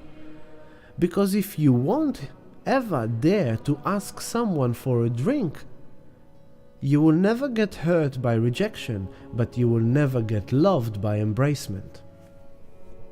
And if you will be rejected, it might hurt for a moment, but then you will come into you and you will comfort you and you say, that's okay, you know what? Wasn't meant to be. It doesn't mean that I'm not beautiful. It doesn't mean I'm not attractive. It doesn't mean I'm not sexy. It doesn't mean I'm not loved. It only means that it's not supposed to be with them. I'm actually happy that I know that now, because now I don't need to kind of keep on fantasizing about something that is not real. Right? But on the other hand, you might find your guts and your confidence and you go like, hey, I really like you. Would you like to go on dancing? Neptune and Venus. Let's watch a movie together. Let's watch a musical concert together. Let's go and dance. Let's do something creative. Let's enjoy the arts. Neptune in Pisces. Let's sit on the couch, Mars in Cancer, where we're actually feeling safe and secure in our home, and watch a movie, Venus, Neptune, and then we can actually talk about the movie, Mars and Mercury, stimulate each other's mind, and you know what? When you stimulate my mind, you actually stimulate my stimulate, you know what I'm saying? You know, like some girls saying, like, you know, if you want to get into my bed, you have to find your way into my mind. Everyone has different ways.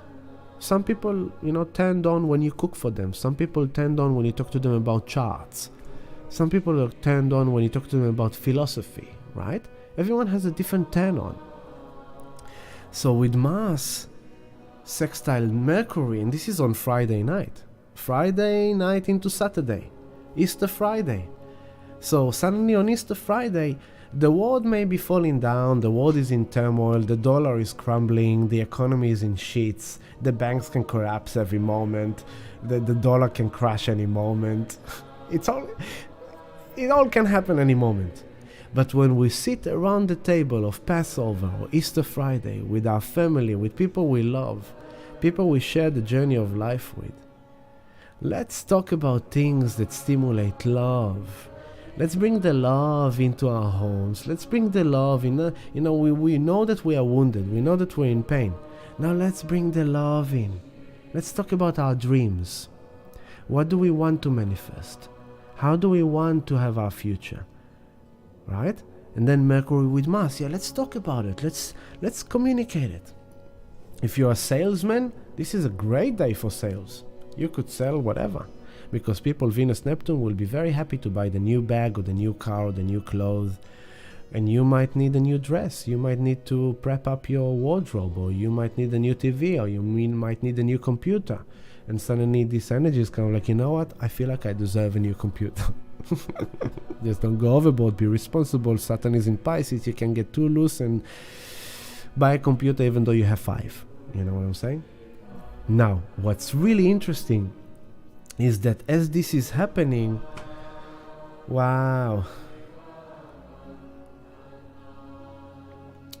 as this is happening, the more intense, interesting aspect is that the moon will be in Scorpio. So as soon as we pass through this kind of, and I'm going a few hours back now, so this is 3:41 a.m. of Friday night into Saturday. This is the exact alignment of Venus to Neptune. Okay, so if you want to put it down, Saturday 3:41 a.m., which is Friday night, Venus sextile Neptune. Right? Now, just for the sake of it, the exact alignment of Mercury to Mars is happening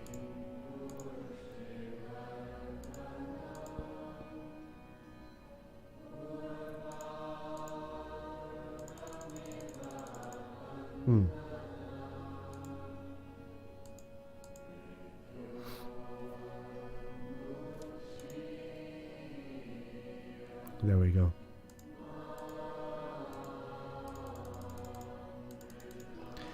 The exact sextile of Mars to Mercury is happening on Saturday at 4:27 p.m.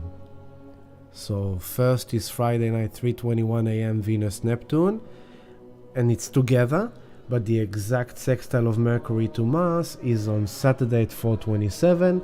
So on Saturday we can sit and talk about things. We can actually penetrate things in a safe and secure way, that we can actually understand on a physical level, relate, and provide each other with a sense of safety and security, of love and affection. And we can talk about money, we can talk about sex, we can talk about love, we can talk about business.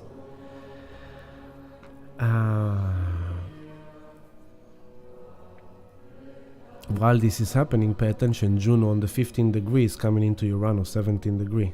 Okay? That's another interesting thing. Now,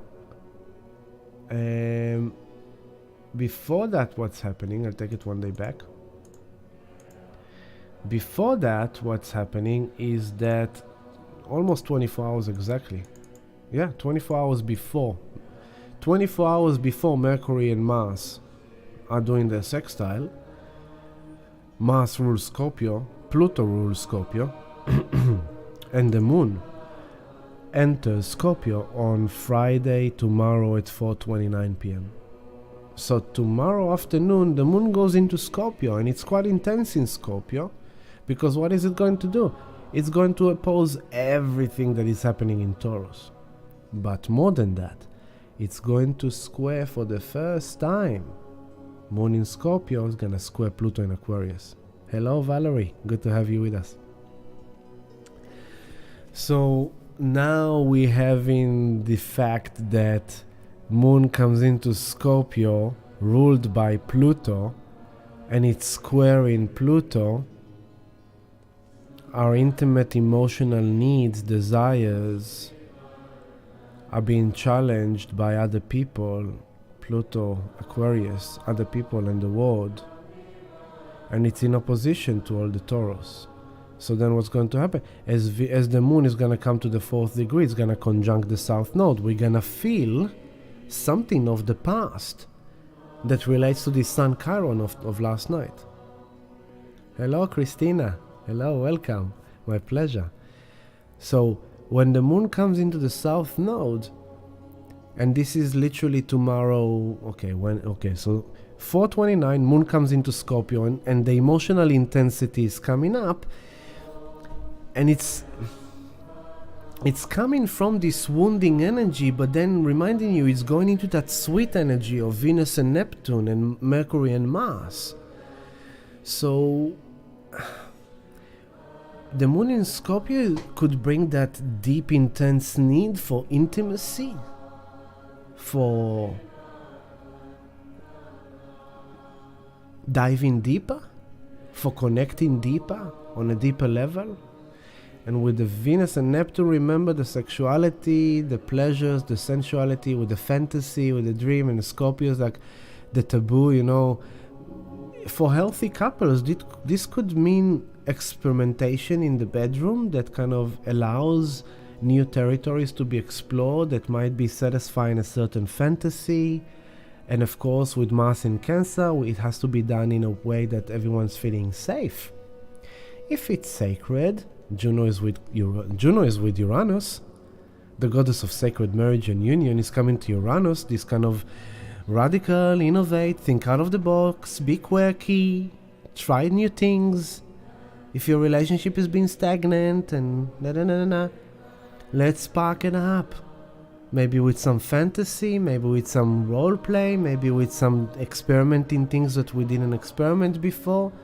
But we will communicate about it in a very safe way. Mars sextile Mercury, as we explore Venus Neptune, as the Moon is in Scorpio, and we might have a very transcendental, transformative, intimate experience in our intimate relationships. It's one scenario. But as the Moon squares Pluto, and this is Easter Friday table, you might have a very invigorating experience with other people, new people. A few hours later, the Moon comes on top of the South Node on Friday night. So right close to midnight, on midnight. Look at that. Friday night is gonna be great parties. Oh, Easter weekend. I can see some steamy parties in the nightclubs of Melbourne and all around the world, where people will feel the need to merge, to connect, to meet someone new, to have some fun, to have some buzz. But what is the warning here? With the Moon in Scorpio on the South Node, post the Sun with Chiron, opposition to full Moon in Libra, you need to be you need to be conscious and aware that you are not going to manifest another abuser like the past, South Node in Scorpio. You are not going to manifest another narcissist, another abuser, another manipulator, another liar. You're not going to manifest another person that is actually not gonna make you feel safe, not gonna make you feel secure. You need to be aware that you're not being manipulated by this Venus sextile Neptune, Mars sextile Mercury, by a really good macho man that knows exactly how to use his gigolo kind of energy to get you into the bed, to do exactly what he wants to do with you, to make you think that you have manifested something new, but then you realize you manifested the same old shit. Or, for the men out there, you might feel finally in your confidence, in your oomph, and you go and you hit on that hot, sexy girl. You think she's awesome, you think she's beautiful, and then you go and you have great sex with her, but then she turns out to be a bitch from hell. We don't want to do that. The moon is in Scorpio with the South Node. We don't want to repeat the past feelings. The whole thing of this week with this Chiron is that we need to understand, we need to become conscious of this wound, we need to own it, we need to know what we are carrying inside of us that manifests them in order to change our frequency, change our vibration, and experience something new that is actually according to our dream. It's loving, it's safe, it's secure, it is providing pleasures and sensuality and connection and safety. Mars in Cancer, it has to be safe. So with Venus and Neptune, don't worry, it's like, but how will I know? Neptune, intuition in Pisces, Venus in Taurus. You will feel, you will know. Don't doubt your intuition. Don't doubt your feeling. Trust what you know, trust what you feel. If you feel they're good, they're good. If you feel then they look good but they're not good, they're not good. So don't wound yourself by not listening to your intuition. You see a red flag, it's a fucking red flag. It's not pink, it's not orange, it's red. Don't fool yourself. Listen to the red flag. You see a green flag, go for your life, baby. Have a blast. But as the moon is with the South Node in Scorpio, this is Friday night, it's opposing Mercury and the North Node. So the message will be clear. You will know something, you will realize something, as you will feel something that represents your past experiences. On the other hand, Mercury is with the North Node and you're receiving messages here from your future destiny. It's loud and clear in your physical reality. Don't worry, you will know. Okay? And then as the moon progresses further, it comes to the 15th degree, it opposes Juno. It comes to the 17th degree, it opposes Uranus. It comes to the 26th degree, it opposes Venus. So, taking you through it, moving the hours. Here is the moon. Moon opposing Juno. Moon opposing Juno, Saturday evening. Here is the moon, 15 degrees Scorpio, opposing Juno. Oh, let's move another hour forward. There you go. Moon 16 degrees Scorpio, opposing Juno, 16 degree Taurus. Saturday night, party time. Okay, you might meet someone new that is the love of your life. You might find an old familiar feeling of abuse, of lies, of something that reminds you of your past wounding or past abuse or trauma in someone that is close to you. Maybe someone that is close to you is going to tell you something or say something to you or deliver some message or insight for you in your closest relationship here, Juno-Uranus. Suddenly, in your close relationship, could be a job partner, could be a career partner, business partner, intimate partner, can be a family member, can be a friend. Suddenly, something is happening in physical reality. Juno is with Uranus. Something is happening suddenly out of nowhere that is embodied in your feeling body a bit intensely, might be a bit intense, and it's for your transformation, it's for your evolution. Remember, we are now in the 2 weeks clearing the surface for the new moon solar eclipse in Aries on the 29th of April. So another interesting aspect is that from Friday night, I forgot to mention it, once Mercury will be on the 5th degree, I'll go for that sake one day. Look how many things are happening now, yeah? There, boom, exactly. Friday night, 9:53. As Mercury is starting the sextile to Mars, and as Venus is doing the sextile to Neptune, and as the Moon is already in Scorpio with the South Node, Mercury officially enters shadow. Mercury on the 5th degree, 50 minutes. It's the 51 minutes. I'm gonna move it a bit more. There you go. Let's say from 10 o'clock. Friday, 10 o'clock. Take note 1. Mercury shadow point 1. What is going on? Mercury goes into, hey, check this out. Something is going to happen and unfold in your conversation, communication. It's in Taurus. Agreement, business dealings, trading, assets, real estate, stock market, crypto, money, currencies, economy, news. Information is being exchanged, realizations being made, conversation being made in a physical reality that needs your awareness. And it goes, I'll come back to this process. Now I'm going to go with Mercury retrograde. Okay, so phase 1 begin. Check this out. When Mercury goes retrograde, it goes like, okay, so what was this about? And then it will go, now I get it. All right? So Mercury shadow, which means that from Friday night, this is the point to which Mercury will come back to once it goes retrograde. All right? So now moving days forward, and we're looking at Mercury here in yellow, and Mercury is going from the 5th degree, it goes up to until the 22nd. There you go. 21st of April, Mercury is stationed in retrograde on the 15th degree, 37 minutes of Taurus. So from Friday night until the 21st of April, which is also going to be the new moon solar eclipse.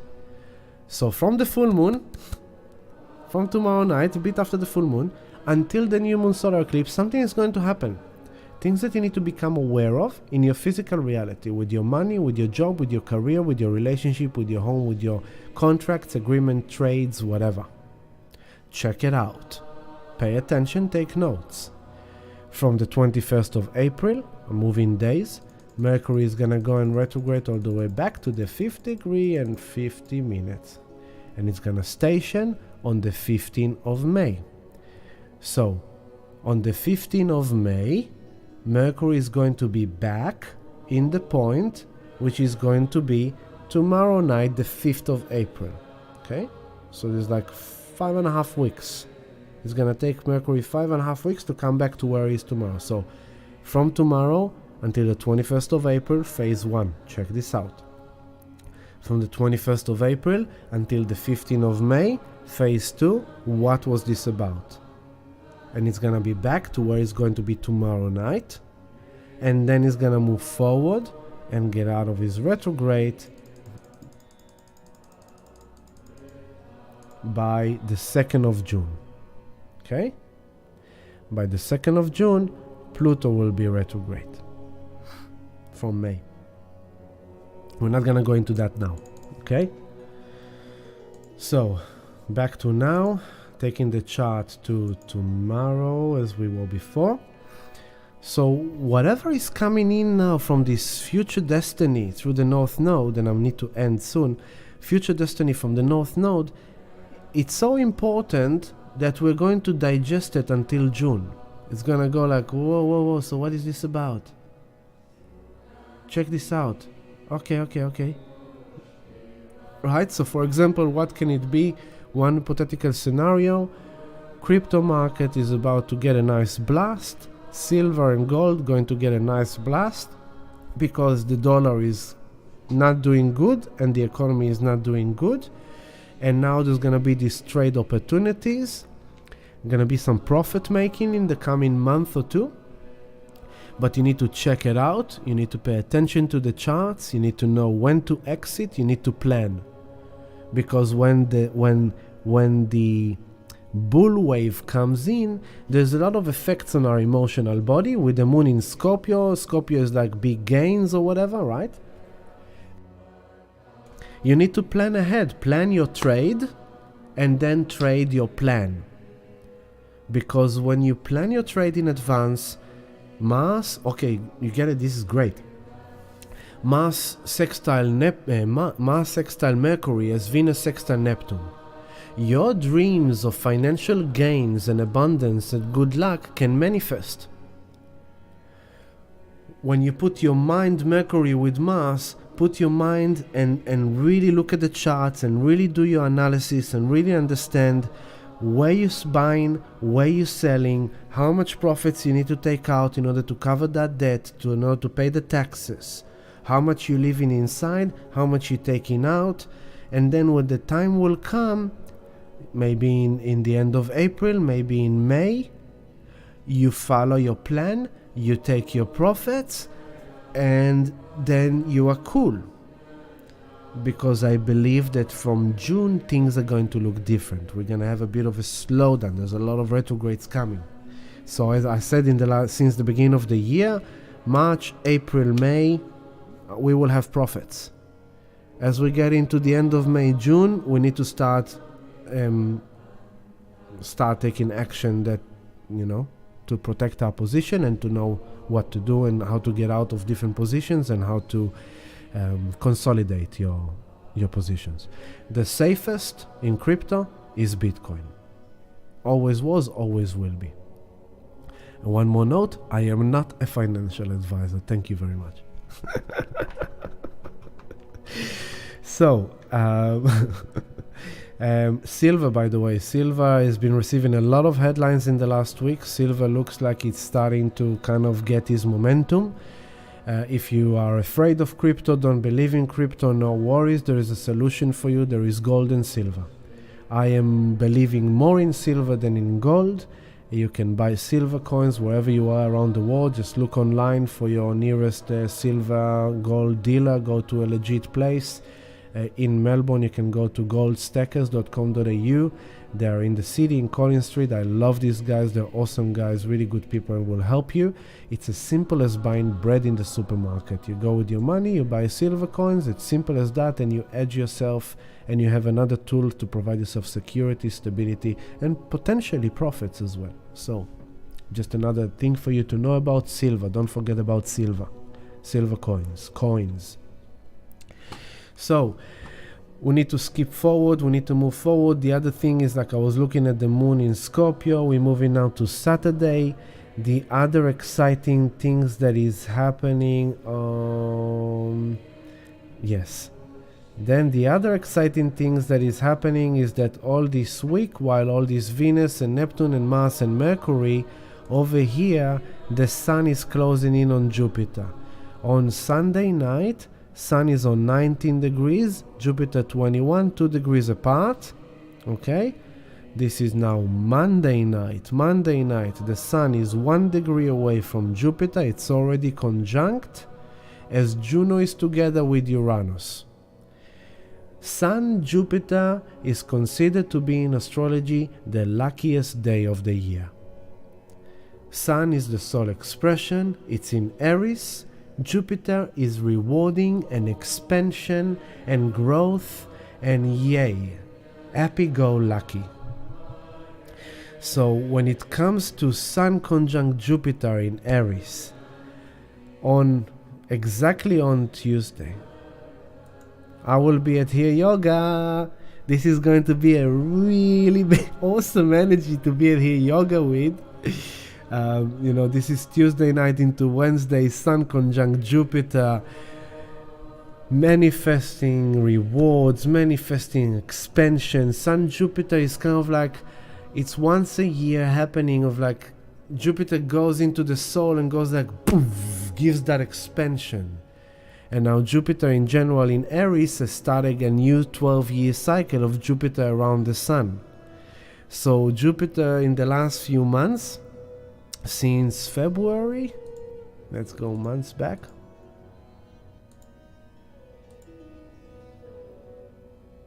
Where are you, Jup? Yeah.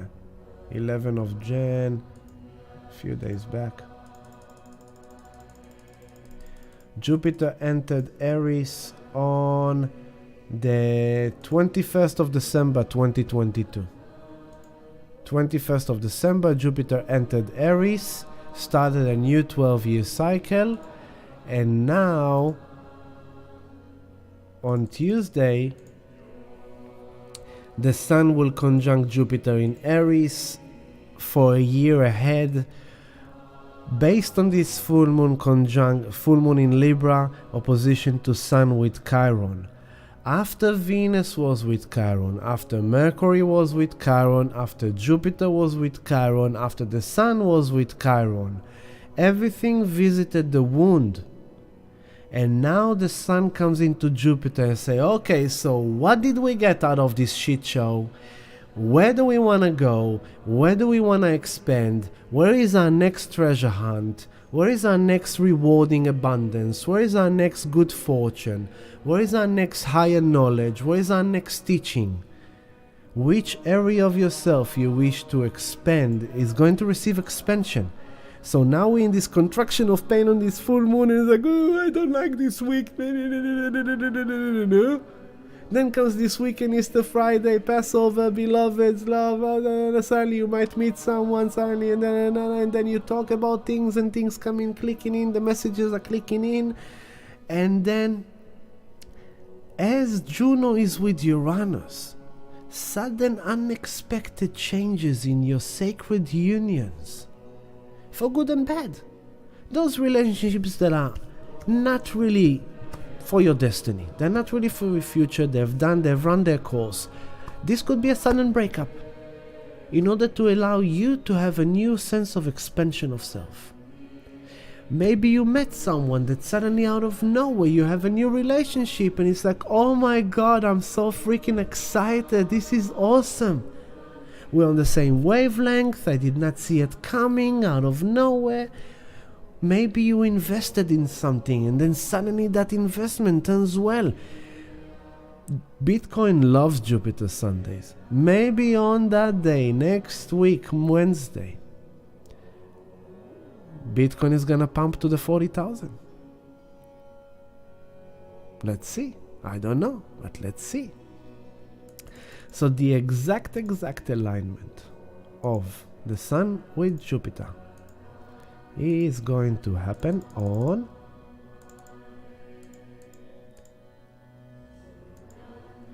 Wednesday, 8 a.m. and 2 minutes. Wednesday morning, this coming Wednesday morning, 6 days from now, here it is, Sun conjunct Jupiter. So Tuesday and Wednesday, happy-go-lucky days, family. This is the good news of this coming week. We have some good alignments, there's some good remedies of medicine, of love, of pleasures, there is some good fields of expansion here. At the same time that the Sun conjunct Jupiter on the 21st degree of Aries, Juno is with Uranus, and Venus has shifted to Gemini. That's another shift of this week. So there's quite a few shifts this week. If I take it one day back and a few hours forward, 24, 23, 22, 21, 20, 19, 18, 17. 17 hours prior to Sun conjunct Jupiter exactly, but pay attention. This is really awesomely auspicious. I get excitement in all of my being when I look at this chart. Look at that. Sun conjunct Jupiter, 21 degrees of Aries. Uranus conjunct Juno, 17 degree. And Venus moves to Gemini. And you go, whoa, wait a second. This is the Pleiades area. All the next few days, on top of all the good omens of Venus and Neptune and Mercury and Mars and Juno and Saturn, and Sun comes into Jupiter, once from Saturday, from Saturday, Venus enters the 27 degrees of Taurus and the 27, 28, 29 and 0 and 1 degree of Gemini. That's the Pleiades, the family of love and light. So whatever is happening in this coming week, it is in divine order Neptune and Venus, in divine love Neptune and Venus, directly from the family of love and light. Very cool. So maybe you need to take a bit of effort and put your intentions out there to manifest these good things to yourself. Ask Spirit to heal you in your sleep tonight. Ask Spirit to bless you. Ask Spirit to protect you. Ask Spirit to provide you the miracles you need. Ask, for God's sake, ask, communicate with the universe. It's there for you for free. No cost. No commercials, no subscription, nothing, for free. You and Spirit. You and your angels. You and Moses, you and Jesus. You and Spirit. Talk, ask. Be the alchemist, be the Moses, be the Jesus. Be the Jesus that resurrected itself. Be the Moses that departed the sea and hit Pharaoh with all these miracles and acts of magic that scared Pharaoh and forced him to release the Israelites. Be that alchemist. Walk with magic, walk with love. So, very exciting that Venus, Saturday, Sunday, Monday, Tuesday afternoon, exactly at, there we go, Tuesday afternoon, exactly at 2:47 p.m., Venus goes into Gemini. After being at home in Taurus, really looking at her physical reality, her home, her relationship, her health, really kind of touching base with everything on a physical level, now Venus goes to Gemini and she now gets busy with configuring it all out. She's doing the trades. You know what? I realized I don't want to have this car anymore. I'm going to sell that car. Okay, now Venus in Gemini, here comes the trading plans. If you have crypto, if you want to buy silver, if you want to buy gold, if you want to buy crypto, if you need to move your money from the bank, if you need to sell that, whatever, sell that to buy that, get on the, Costa G, love you, brother, good to have you.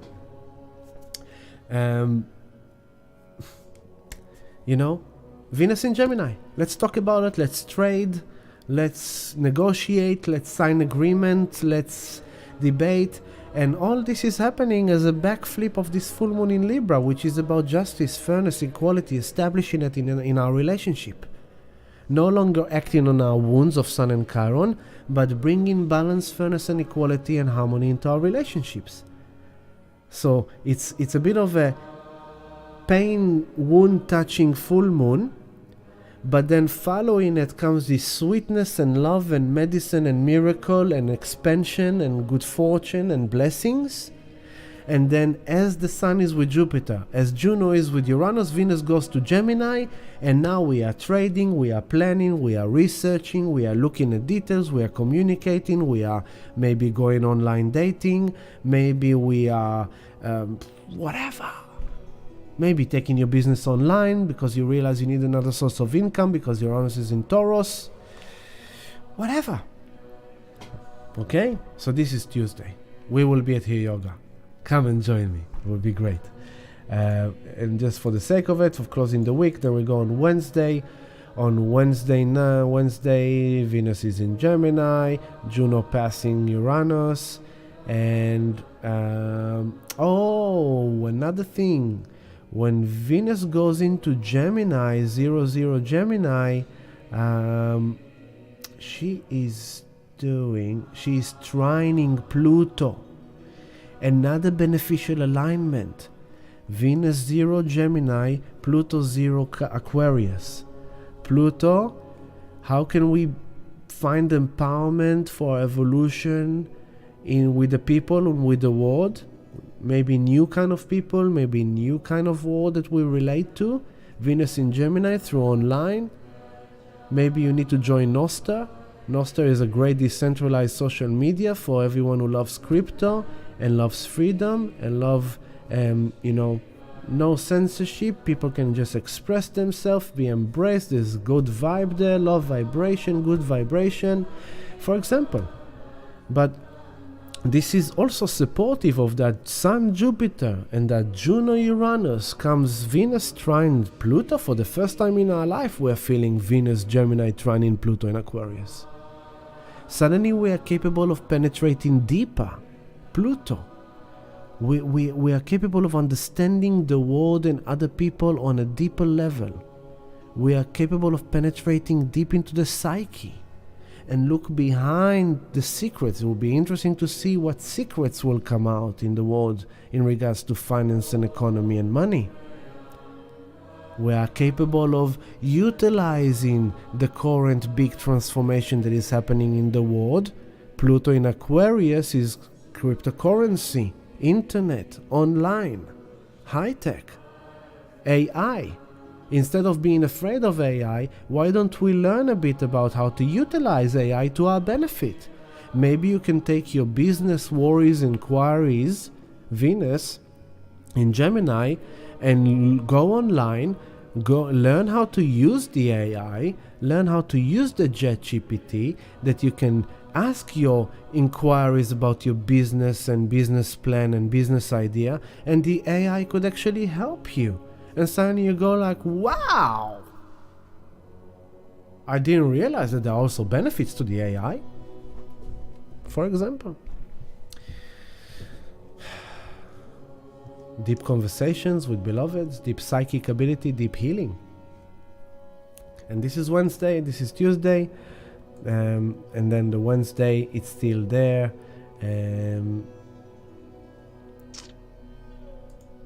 And then on next Thursday, I'm going to be here with you, and then we'll take it into the eclipse. Okay, so this is it for this week, family. It's 10 past 10, 10:10 on the clock. I looked at it when I started, it was 8:08. Now it's 10:10. So we pretty much closed the full circle, and that's awesome. I had more things to share with you and to show you, but it is what it is. And I'm gonna finish in the same way we started, and we had it in the middle of the session. I love you all, family, very much. I wish everyone a healing full moon blessing. Happy Passover, Chag Sameach, and happy Easter to all of you who follow that tradition. And may all of us will heal well and be blessed. And thank you for being here with me. Thank you for your support. And if you want to support further, again, join the patreon.com/healingthelight. Click like on the button of this YouTube movie. Subscribe to our channel. It will be great to have you supporting us in that way too. And here is Natam Kaur, servant of peace. Love you, family. Be good. Wish for good things. Good things will come. Don't worry about the world. Take care of you. Love you. Lots of love. Peace. Lord, make me an instrument of thy peace. Where there is hatred, let me sow love. Where there is injury, pardon. Where there is doubt, faith. Where there is despair, hope. Where there is darkness, light. Where there is sadness, joy. Oh, divine Master, grant that I may know so mercy to be consoled as to console, to be understood as to understand, to be loved as to love. For it is in Giving that we receive. it is in pardoning that we are pardoned. Thank you, family. Love you. I can see your notes on the screen. Dana, Rolki, and Christy. Thank you. I love you so much.